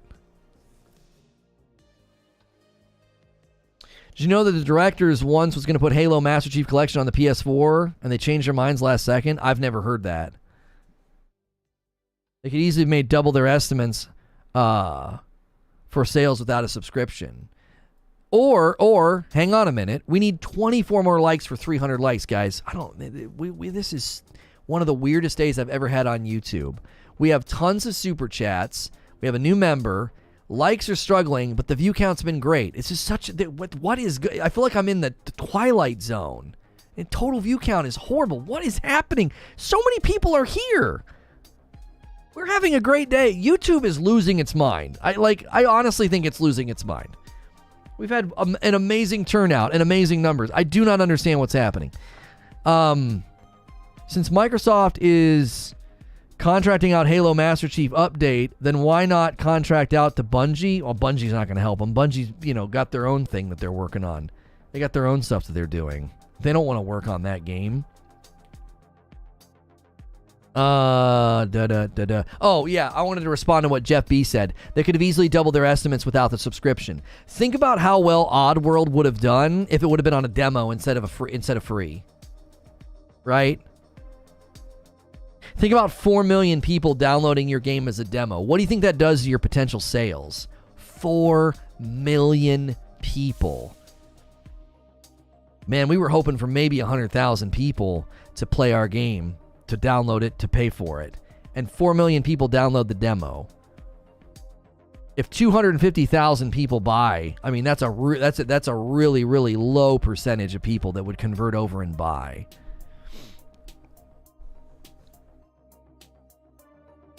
I can recall games that released free on PSN Plus day one and they shut down months later, but at the same time, without PSN Plus, no one would have known about the game.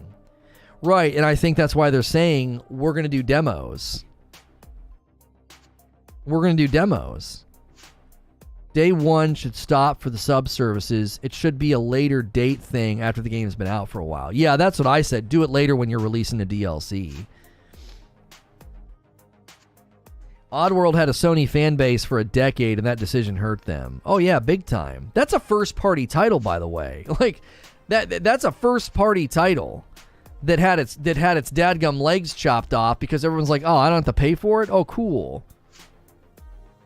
No one's gonna pay a sub for demos.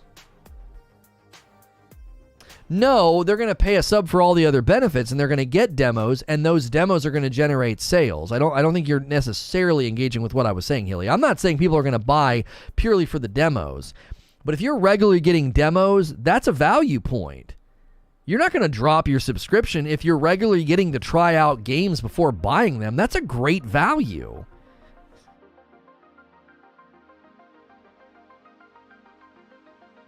I don't know what it is, Noble. We've had great, like, mid 300s is totally good for us. I don't know what's going on. It's so weird. Everything feels great. Chat's been great. Turnout's been great. But then everything else seems to be out of whack. I don't know what it is. Like, as an example, only 434 votes on the poll, right? A day like today with mid 300s in viewership and a very active chat, typically we'd have 500 to 700 votes. Like, it's just, I don't know. It's really, really strange. I can't really describe what's going on. Nothing seems to make sense. We used to be able to say, oh, there's this many people here, this is happening, this is happening, this is happening. It's like, there's this many people here, and now all the other things aren't happening. It's like, it doesn't make any sense. It's super odd. We have a super loyal core, and if we didn't have that, I don't know what would be going on. Like, you guys are crazy loyal. People don't understand that sales of games drive the game industry. No sales equals no game industry. Playing the whole game for free is a better value point. That's what Game Pass is. You can't walk back from that. The subs would drop. You're making my point. I made that point a little bit ago, Hilly. I don't know if you were here or you were trying to get a left shoulder pad from Halo. I literally made that point. Sony is in a better position because their subservice will generate sales. And they can always add more, right? They can always say, oh yeah, by the way, that game is free now. Oh, by the way, we added this perk. Oh, by the way, we added that perk. You are 100% correct. You can't walk back from free games. You can't do it. And we're just constantly losing subs. I feel like I'm literally going crazy. You were on the top of my subscription feed this morning, first time in about a week. Hopefully whatever change they implemented, we start to see things turn around. Because I noticed the same thing, Silent Warrior. I opened up my app and everything looked normal again. So perhaps that is happening. Perhaps that has been fixed. Will you cover Battlefield 2042 April update? I think they are bringing a scoreboard. No, I'm not covering that game. That game dropped below. That game just recently dropped below 1,000 concurrent players.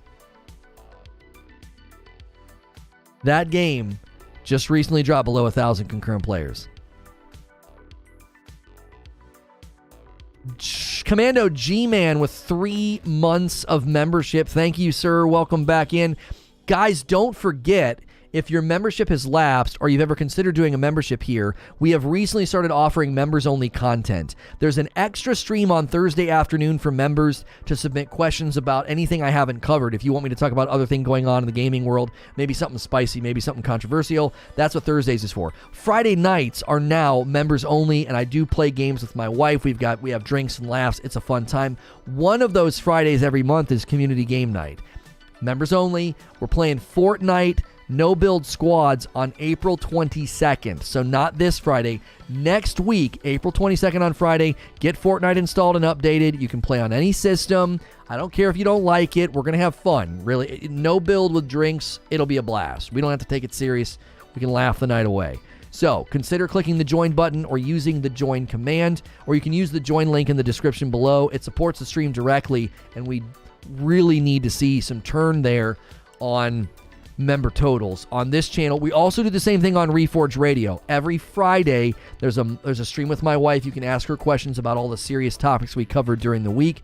This week on Reforge Radio, we covered Will Smith getting, essentially canceled and losing tons of stuff and tons of opportunities. And yesterday we covered the Johnny Depp and Amber Heard case, which that should have done much better, but YouTube was just crapping the bed, so that stream didn't do so well. So make sure and watch that VOD. And today we're talking about the bills that are going to start passing in other states. Florida passed a bill that was called Don't Say Whatever, and that's been a pretty big misrepresentation of the bill. And also other states are wanting to do it. I did a ton of research, and we're going to be talking about that today over on Reforge Radio. Sony has a history of that, but I think they've gotten better. A long way to go for sure. What's their history? You guys are going back and forth about Sony having a history of something. Sony is not willing to be consumer friendly to the point that it's self-destructive. Right, like when the CEO, Jim Ryan, talked about that recently, he talked about, listen, we have a good, what did he call it? A good, it was a good phrase the way that he used it. It was basically like, we have a good faith rhythm with our devs, and we're not going to disrupt that to make their games free. Have you ever done anything on sports, like a dirty hit or a play that caused a fine or a suspension? No, I don't really care about that kind of stuff. No. I feel obligated to let you know that Fortnite ain't my jam, bro. It's not a virtuous cycle, thank you. It's not about if a game is your jam. The whole point is we're going to just play stuff and laugh. Like Warzone's not my jam.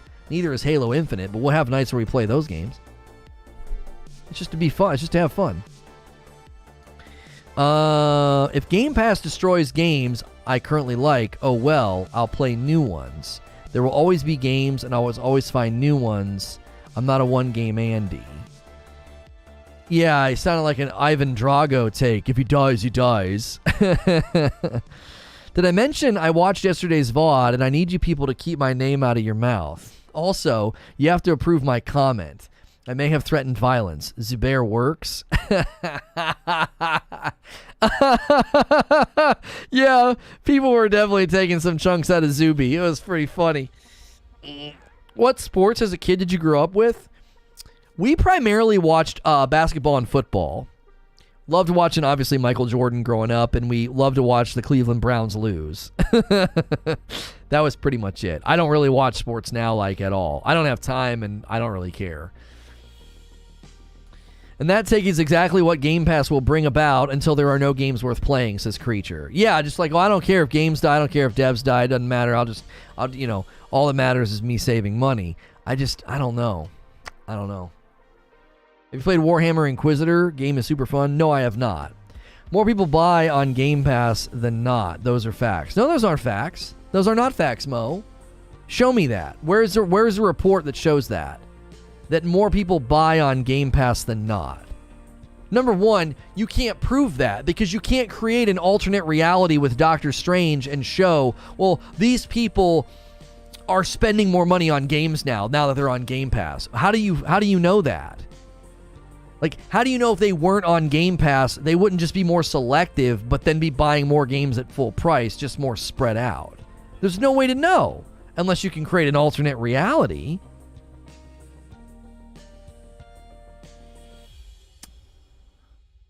The Sony service model is comparable to Game Pass Ultimate. It's a library of games that incorporate your online multiplayer for free.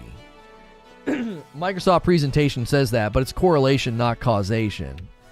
Yeah, you can't say we have these correlating data points that people on Game Pass are buying games. That doesn't prove that it's a causation. It doesn't prove that Game Pass is a causality in the relationship that since they're on Game Pass, they're spending more money. There's literally no way to know that. I mean, did you play any sports as a kid?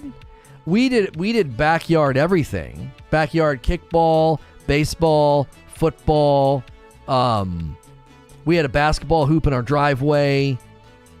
Yeah, if it was a sport or game, we named it. You name it, we played it. Quick off-topic question. If I join on radio, am I still able to get into a game night? I assume that will go through Discord. No. Each channel has its own identity, so we can't do that. It would be pointless to say that, and that's just confusing. I understand that for some people money's tight and you're trying to get the best value, so you're like, where do I put my $5? I'm not trying to squeeze people and be a con man, but like Reforge Gaming and Reforge Radio are very different channels. So it'd be weird to be like, hey, welcome to Reforge Radio. Oh, don't forget you can play video games with me on a Friday night. Like, that doesn't... We waited 6 months to do this, and I don't feel you're being critical, but I'm just kind of preparing for people to be critical. I feel both channels have unique identities enough now to say, like, we feel both channels can offer their own benefits as opposed to having crossover. The only thing we have said is you can listen to the Madam Q&A stream. If you're a gaming member, we're in Discord and you can go in there and listen, right? And we may not do that if we feel like people are opting, because that's the only benefit on radio is the Madam stream on Fridays. And so if people start just using the Discord and not converting over there, well, then that's a self-defeating purpose. Like, we really need both channels to have a healthy member base. Like, I can't do 17 streams a week with floundering membership. It just doesn't, it's not freaking possible. Like, I'm putting in 80 to 100 hours a week, and we got to see a turn. We really, really do. I thought we were going to do memberships through your website. We had to shutter that whole thing because of everything we went through last year. That whole plan got destroyed. I don't know if people realize how many things we had planned and how many things we were working on that had to be completely shut down and canceled. Like, everyone's like, I don't like all the changes you're making. It's like, oh my gosh, if you only knew how hard last year was, it was unbelievable how many things we had to shutter and cancel because we got banned from a game that we covered exclusively. Like, it was a complete and utter tectonic upheaval of everything we were working on. It affected coffee sales. It affected everything Creature was working on with the network. All of it had to be shuttered and shut down because it was like, this isn't going to work now. We don't have a big enough funnel of people. Like, our funnel got cut down to like a third of what it once was. So none of that stuff made sense. And it's literally revenue loss every month, like money, like just bleeding in the red every month because like we have still not climbed out of the ditch, which is why we were like, the only way we climb out of the ditch is with member incentives. That's literally it. That's our only option at this point. We have a great show, we have a great audience and a great community. Only way we climb out of that ditch is with member incentives. So, have coffee sales rebounded? No, they have not. They're I think that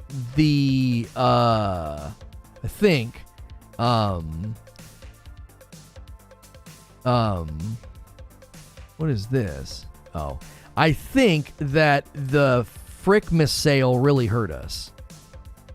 It really did. I think tons of people stocked up. So I think it just hurt us. So it's just going to take a while. Speaking of coffee orders, we just got one. 2 light roasts to Noble Beast. Thank you, Noble. They're starting to normalize. Yeah, I would say that. They're starting to normalize. I really think you guys went crazy in February and just bought so much of the Frickmas. I didn't think that was going to work as well as it did when we did the Frickmas sale. And I think people are literally sitting on piles of coffee. They're just like, I got plenty, bro. And so that's just going to happen. I'm not even worried about that. I'm not. That doesn't bother me. Sales of an item like that are always going to kind of go like this, and that's totally fine. We need to have like a concrete offer for members. That was the conclusion that I came to. I was like, we've been doing this for 6 months. I really feel like Reforge Radio has a great identity and vibe, so let's offer member incentives on both channels. When we first came over here in September, a lot of you don't know this, we have a larger channel that we used to do this live show on, and we moved it over here because that channel had to go through a bunch of really hard changes. We had to unlist a bunch of videos and completely change the identity of the channel because it could no longer be a Destiny channel. So when we did that, we didn't feel right about offering membership incentives. It felt kind of scummy to be like, hey, I know you have a membership over there, but we're going to do membership over here. Oh, and we're going to offer membership incentives. It didn't feel right, okay? It just didn't feel right. It's been 6 months, and it's like, okay, we survived because of you guys. We've built something pretty special, I think, and Reforge Radio is in a great spot. Okay, now's the time we can say, okay, I think we can offer member incentives. I think the channels are separate enough, their identities are separate enough that we can do that. So, Creature says, I wish you guys had a firm understanding of how much Lono loves you guys. He shields you from me in ways you will never fully understand. A $5 tip from Mr. Glum. Do you think we will ever get a Halo Forge in the beginning of Season 3 due to the partnership? Okay, so this is my prediction about Forge. I think Forge gets bumped again, and I think co-op gets bumped again. That's what I think. That's what I think. No pun intended with all the Game Pass talk. Have you thought about a coffee subscription? Yes. Yeah, I do one with the local micro roaster, and it's great. Yeah. We're working on that. So we are working on new merchandise options that you'll be able to buy directly from our website. We are working on coffee subscription options. We're also working on members getting a discount on coffee. So we're working on all those things, and we are cooking up some things for the coffee that'll unify it with everything that we're doing. So we appreciate the support. People doing super chats, people doing memberships, people ordering coffee. We greatly appreciate it. We really, really do. Listen, YouTube's always going to fiddle with stuff. They're always going to fiddle with stuff. Whatever the frick they did that's causing all of the disarray, there's nothing we can do. There's nothing we can do about that. But what we can do is just continue to offer really great consistent value, consistent live shows, consistent value, and now we're offering consistent member incentives to get new folks to smack that join button and hop into all the great things that we're doing. Fozzie with a $5 tip. It's too bad channels can't have different stations without affecting the algorithm. It sucks to have to choose between channels to support. I get you, Fozzie, but I mean, you just did a $5 tip. You could have done that. That's a membership on another channel. Do you get what I'm saying? You get what I'm saying, bro? Do you get what I'm saying? I don't think we're asking people to break their back. I don't. If times are tough and you can't afford it, I don't want you spending a dime on my channel, right? But $10 a month, 5 on each channel. A lot of you guys, I know you can swing it because you go crazy with super chats and stuff. So I get where you're coming from. I do, Fozzie. But I think sometimes it's like, oh, what's the deal, yo? You're over here, you're over there. What difference does it make? There's legit less than 10,000 people playing both games. Well, no, you're looking at the Steam charts. That's not necessarily true. That's not necessarily true. On Xbox, Master Chief Collection and Halo Infinite are likely pulling in more players than that. Yo, Fozzie with 8 months. Lamau, I see what you did there. I'm not trying to bust people's chops, but sometimes I'm like, you guys do know that you can just do a membership and say, what's the hierarchy of support? Which is the best way from the top to the bottom?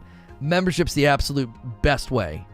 If I could get right now, if I could get, you know, a couple hundred people to become members on both channels, I wouldn't need to worry about a dadgum thing.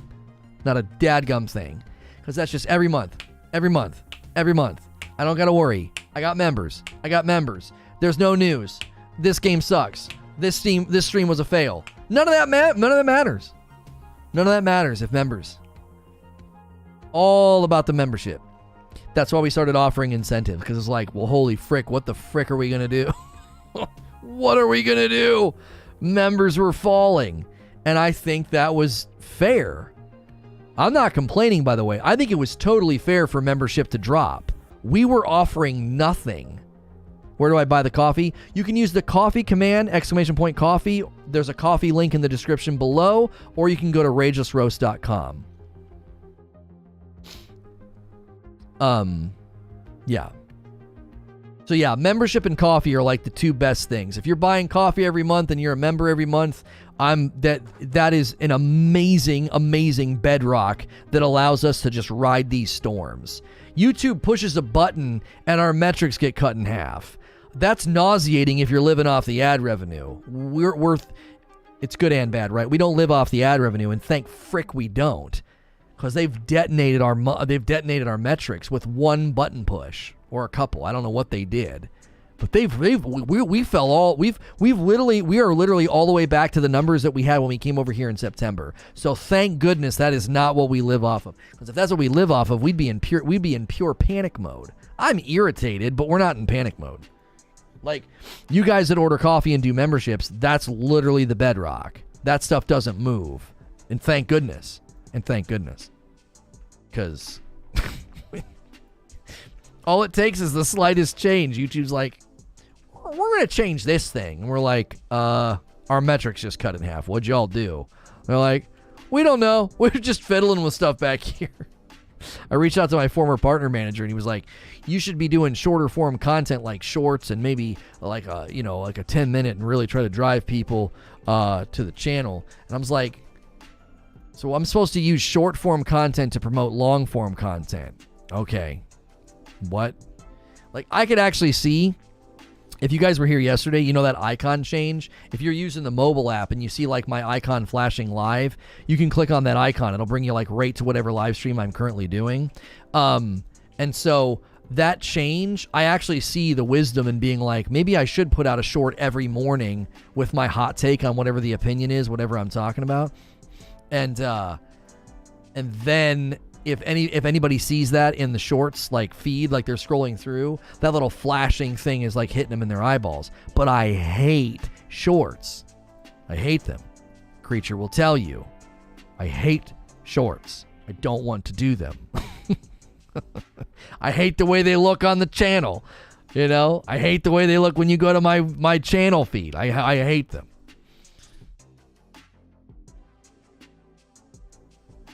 I noticed he subbed to me, repeating my... Yeah.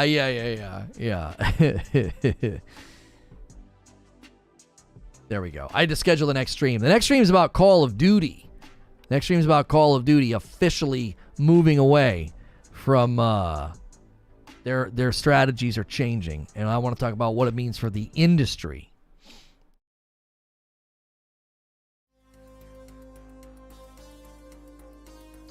3,000 players on Steam is extremely telling, even if on Xbox. You have 300 people in this chat.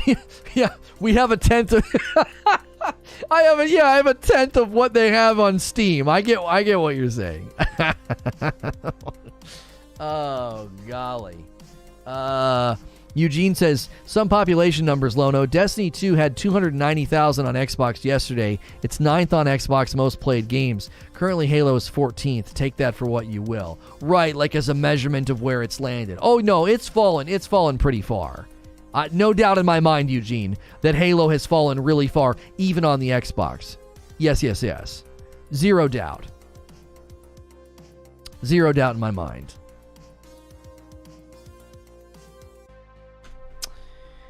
Short shorts are sexy.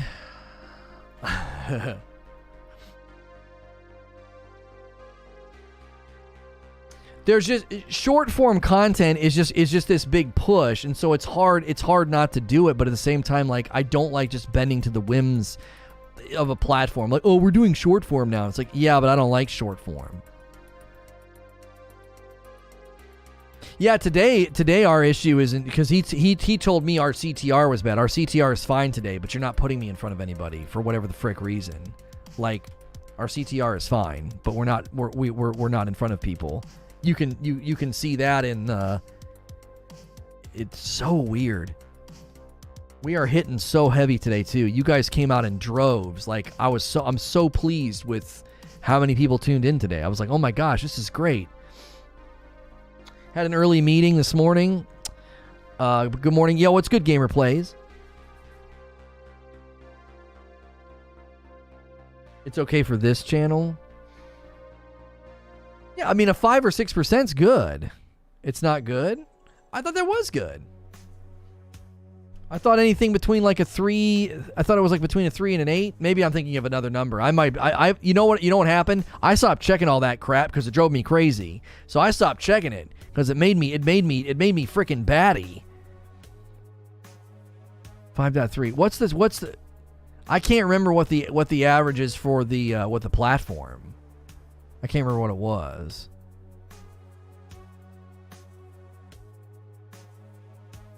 I'm red in the face for anything under 7. But we've never been that good ever. I checked yesterday. 7. Because the topic is Halo. You shouldn't be looking at it. No, I literally stopped looking at it on purpose because it drove me nuts. And so I just stopped going back there and poking around. So when he said that, I was like, I don't even know what it is. When he said that in the email, I was like, I've not been looking at it. This isn't helpful.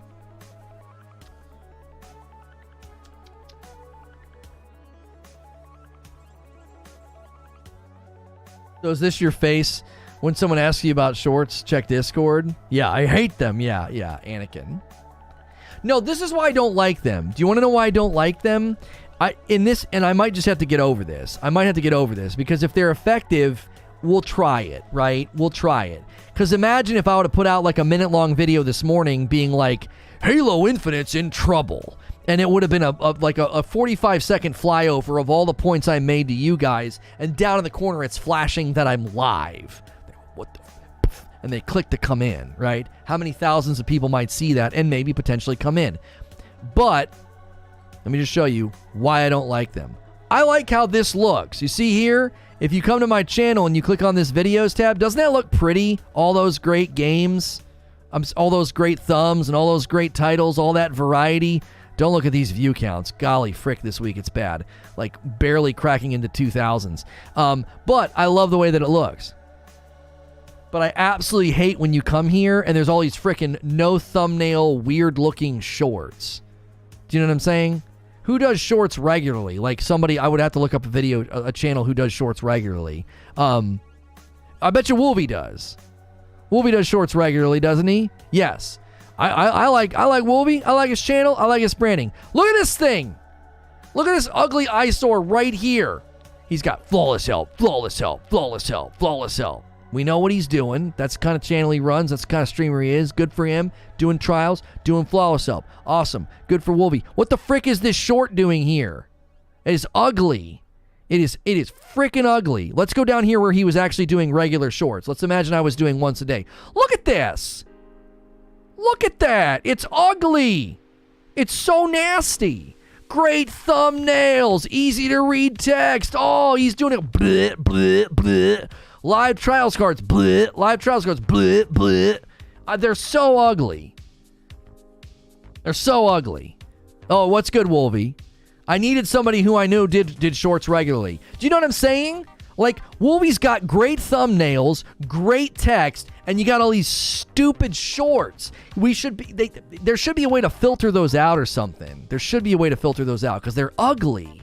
And it isn't his fault. That's literally what that's literally what the app does. It's that Wolvie's not doing that. That's just what shorts do. Who looks at history like that? I know. Like I said, I probably should get over it. Can you change the thumbnail after it's been published? You can. It doesn't affect it if you do that either. It doesn't hurt it. We could certainly come up with shorts thumbs. Sure, we could. So, like, I look at somebody's channel like that, and I'm like, oh, man, Wolvie's got great thumbnails. Oh, look at all the stuff he's doing. And then you have all those shorts in there, and I'm like, blah. Why do they have to look like that? Yes, it's only on desktop. That's true. It's only on desktop, and we could certainly come up with a thumbnail format that maybe I could use so I could get over it. Listen, I'm persnickety, man. I'm persnickety. I don't like seeing stuff like that. I like my channel looking clean and nice and all this great stuff, and we put all this work into the thumbs. I love that. And then I go look at my channel, I'm like, oh my gosh, these shorts are hideous. I think Ninja does shorts and he does thumbnails for them. It blows my mind that they don't have shorts under a separate section. Bought a bag of coffee. Oh, you got some? Your issue with shorts can quickly be sorted out with a new thumbnail and only affects a small percentage of users. Yeah, you better die on this hill. I know. You've watched me play Elden Ring. I'm stubborn, man. I'm stubborn. Listen, there's another thing to consider. December, January, February, and March, everything was amazing for us, and I don't want to suddenly just like start changing what we're doing in a panic. I don't want to do that. Like, we did nothing but 2 live streams a day on this channel, December, January, February, and March. That's 4 months of just boom, boom, boom, boom, boom, consistency, and YouTube fiddled with something. I don't want to change what I'm doing and overreact. That's why I'm hesitant. Part of my stubbornness I think has helped us because it keeps us consistent. You know what to expect. We're here every day. That's a good thing, right? I don't want to change all that. Hey, there it is. It came through. A bag of light roast to Mr. Glum. I appreciate that. Listen, we've only got 3 coffee orders. We need a 4th. We need to even this out so that when I print the labels, so can somebody... Hollow Judgment coming in with a new membership. Oh, thank you so much. How many new members is that? 2 new members. Enjoy the dope badge and emotes. You're dope and deserve dope stuff. Enjoy the extra stream on Thursday and enjoy the Friday night streams with my wife and community game night. Don't forget this month's community game night is Friday, April the 22nd. It is Fortnite no build squads. I've been screaming about short form audition content for how long? You've not been screaming about it. You recommended it 2 weeks ago, and I said, no, I didn't want to do it. 2 weeks ago, you said, we should do a short a day and don't hit people's notifications with it, and it might help. And I was like, I don't want to. Why? Because we literally were humming. The channel was humming. I was like, I don't want to do that. Channel's humming. Expectations are set. 2 live streams a day. Boom. Let's not break from that. You know? Been lurking since Season of Dawn. Keep up the good work. Oh, thank you. You're not stubborn. Donkeys are stubborn. You're Lono. Donkeys look at you and wonder how you got the way you are. And 11 weeks ago and 18 weeks ago. Well, yeah, but your motivation was different back then. I hate shorts. I do. And the reason I told you no 18 weeks ago was why? We see sub loss and no revenue on them. Why would I do them? That was my reasoning. 11 weeks ago, I think I said the same thing. I was like, no. I was like, they're not paying us any money. And we always typically see people unsub when I do shorts, right? It's such a break in format. Here's a 2 to 3 hour long video game radio show. Here's a TikTok video. Like, it's just like, what the frick? They're on polar opposite ends of the spectrum. Using short form content to promote long form content, I'll try it. I'll try it. But I'm telling you right now, I don't, it seems so, the logic is so broken. It seems so broken logically to me. People scrolling through short form content, wanting to come and watch this, that doesn't seem to be an audience that we want to be in front of.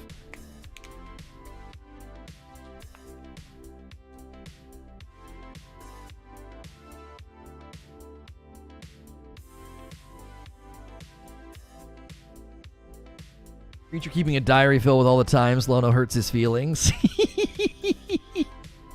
If we take distorted stance, if Loney dies, he dies. We can just find the new stream. Tell Rogan's audience that you can't use him as an example. Yo, what's good, Mango? Listen, right now, chat, how many people in here right now are core audience, the super loyal? I want yes or no. Do you, at any time during the week, consume YouTube shorts? Even a little bit? 1 or 2, ha ha ha. Do you consume any YouTube shorts? Yes or no? Core audience right now. Do you consume that content? Let's see how many yeses and nos we get. I'm seeing more yeses than I thought I would see. I'm looking for yeses, not nos. I'm seeing mostly nos. Oh, I'm seeing a lot of yeses. Oh, frick. Now I'm seeing yeses. Okay. 1 or 2 if I see cleavage.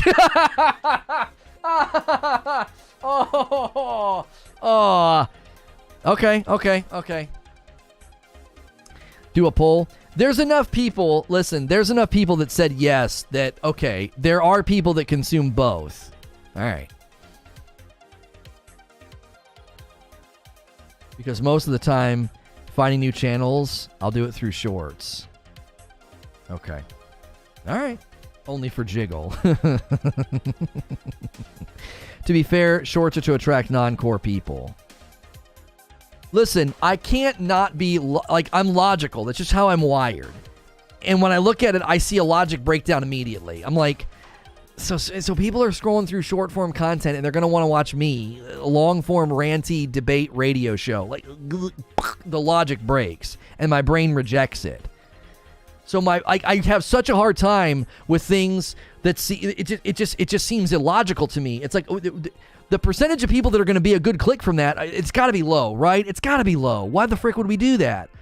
But you guys are telling me, no, I consume that content. I find new channels that way. Okay. Maybe I need to stop thinking logically about it.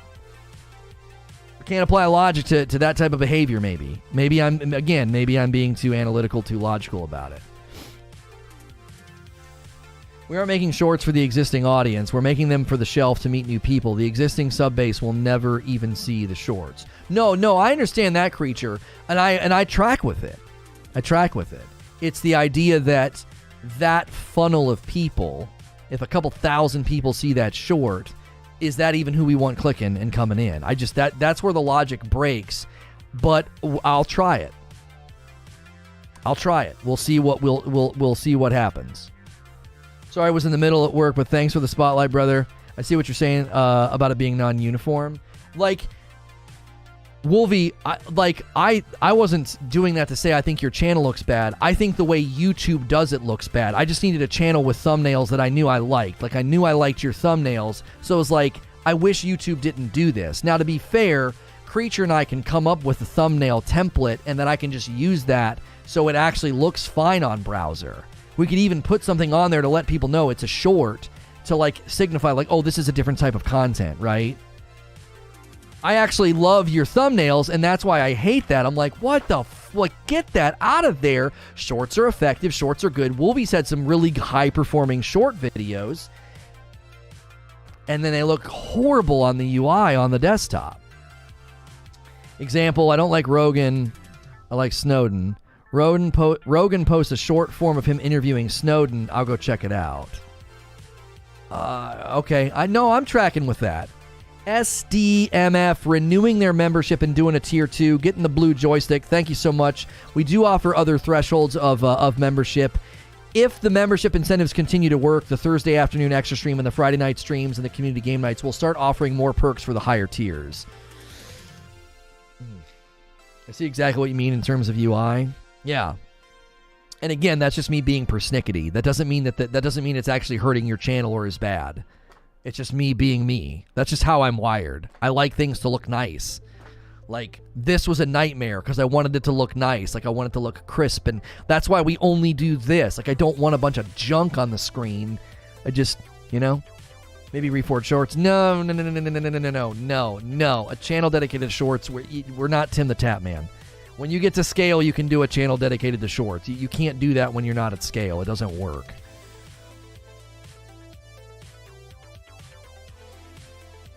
Don't you owe a bunch of people wizard powers?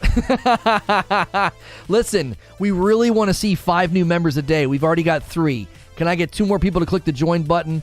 We do an extra stream every Thursday, Friday night streams, community game night. We're giving back to members as best we can right now. So consider becoming a member for $5 a month. $5 a month adds up if a lot of people do it, and we have seen new members. We haven't seen new members in a long time, and we're seeing more with the incentives, so we really appreciate that. Both people who maintain and do new memberships. If you can't afford it, don't listen to anything I'm saying. Ignore me. I don't want people pushing the button that can't afford it. I know times are tough, depending on where you are right now. Couldn't Reforge updates be shorts? That's not what that channel's made for either. Lono is actually the spirit animal for all donkeys and goats in the world. Little known fact. YouTube just needs to push the tabs update. If shorts, videos, and streams didn't land side by side, it would help with engagement and visuals. I saw really good things for potential updates to how the website and channels would look. They just need to roll it out. And they really need to fix whatever they broke with our... Whatever they did that broke our exposure or broke us getting put in front of people. We'll see how the second stream goes today, because Call of Duty, I don't know. Call of Duty should be fine. It should really pull. But again, we don't know. YouTube's acting cray-cray. It's acting straight cray-cray. We had an amazing turnout today, and we did not get rewarded for it. The turnout today was nuts. It was so good. I was like, this is great. What is YouTube doing? YouTube should have looked at us today and been like, boom, you guys are off to the races, and it should have thrown us out to the world, and they just didn't do it. I don't know why. I really don't. You guys brought the heat. Chat activity was great. Viewer turnout was great, and YouTube just said no today. Maybe they'll treat us better for Call of Duty. I don't know. Yeah, the updates channel is in a great spot. We don't want to fiddle with that updates channel. The updates channel is awesome, by the way. You guys should subscribe to the updates channel because I put content over there that doesn't hit this channel. We've got 2 or 3 videos coming. No, we got one. Breath of the Wild 2. It might not run on the original Switch all that well, and that is from Digital Foundry. Check out Reforge updates. Hit subscribe. Become a member. Hit like. Do all the things. I'm going to take a quick restroom break, and we're going to shift gears. I'll be right back. Don't go anywhere. I only run ads when I step away, and when I come back, we will shift gears over to talk about Call of Duty and Blizzard Activision confirming a huge shift in strategy. What's it mean for COD, and what's it mean for the industry? All right, I'll be right back.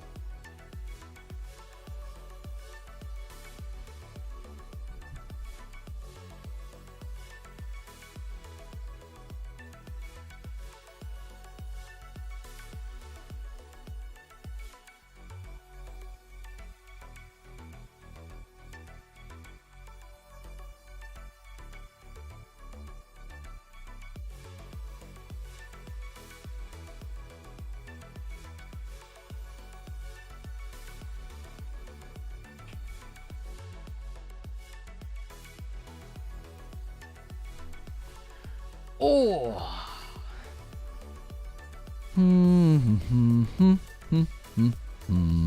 Okay. Oh, the updates command is wrong. I'm so sorry. I'll fix that right now. Yeah, that's the old URL. I'll fix it.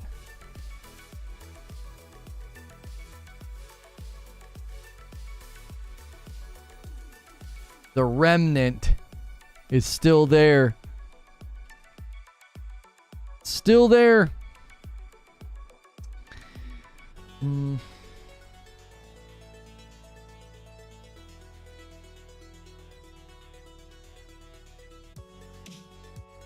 Make sure that button's working. It is. Dude, the characters and story are amazing, and the lore and the world building are so dense. My friend's telling me about Elden Ring. Me actually playing Elden Ring. Wow, I have no idea what is going on. It's true.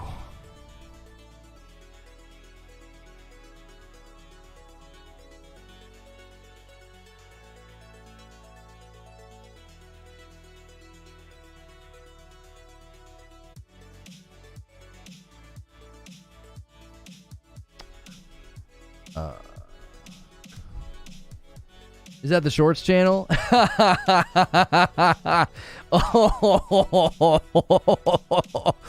Creature's gonna get you, dude.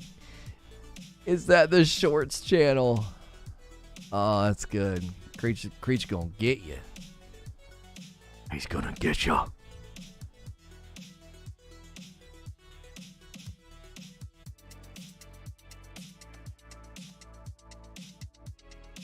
Yeah, they already fixed whatever bug was happening yesterday. They did. They fixed it. That weird display bug we were having with live streams and scheduled live streams, they fixed it.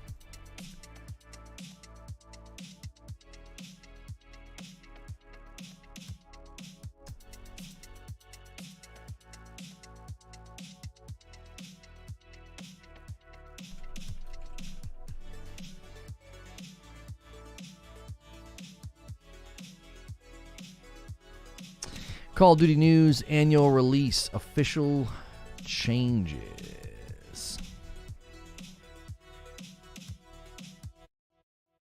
Hopefully we get into some good debates about this next one, because I think this could be huge, obviously.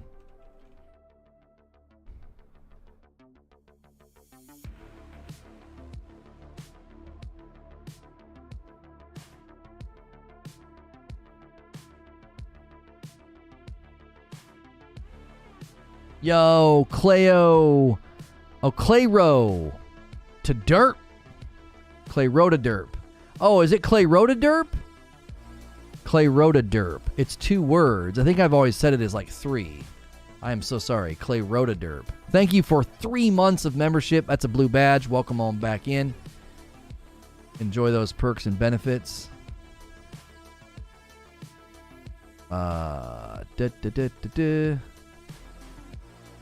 Wait, I don't understand. Where's the tweet? Oh, there it is.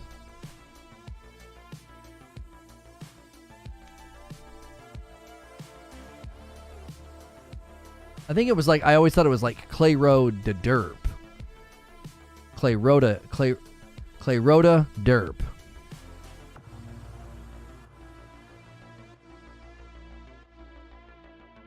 Read it backwards. Predatory elk.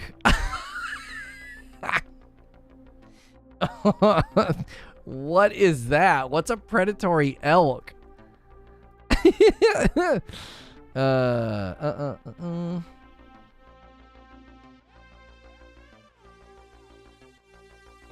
Oh, I need to have something pulled up. I'm going to do a breakdown of this Call of Duty thing for you guys.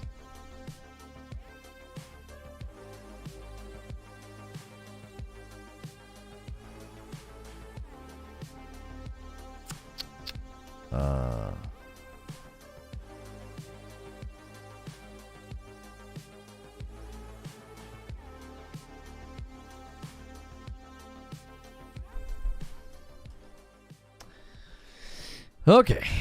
All right. So, Double Talk Show is fun, but it can be tough. So, if you guys have enjoyed today, please come over to the next show. I'm sure you'll enjoy the next one. The next one is going to be about Call of Duty News annual releases, like an official word on what they're doing. I think this is actually going to be pretty significant for both Call of Duty as well as the industry. I'm going to make my case to you in the next stream, and I hope to see you there. I need to make sure redirect is set up. I don't think I've set it up yet. There we go. Okay.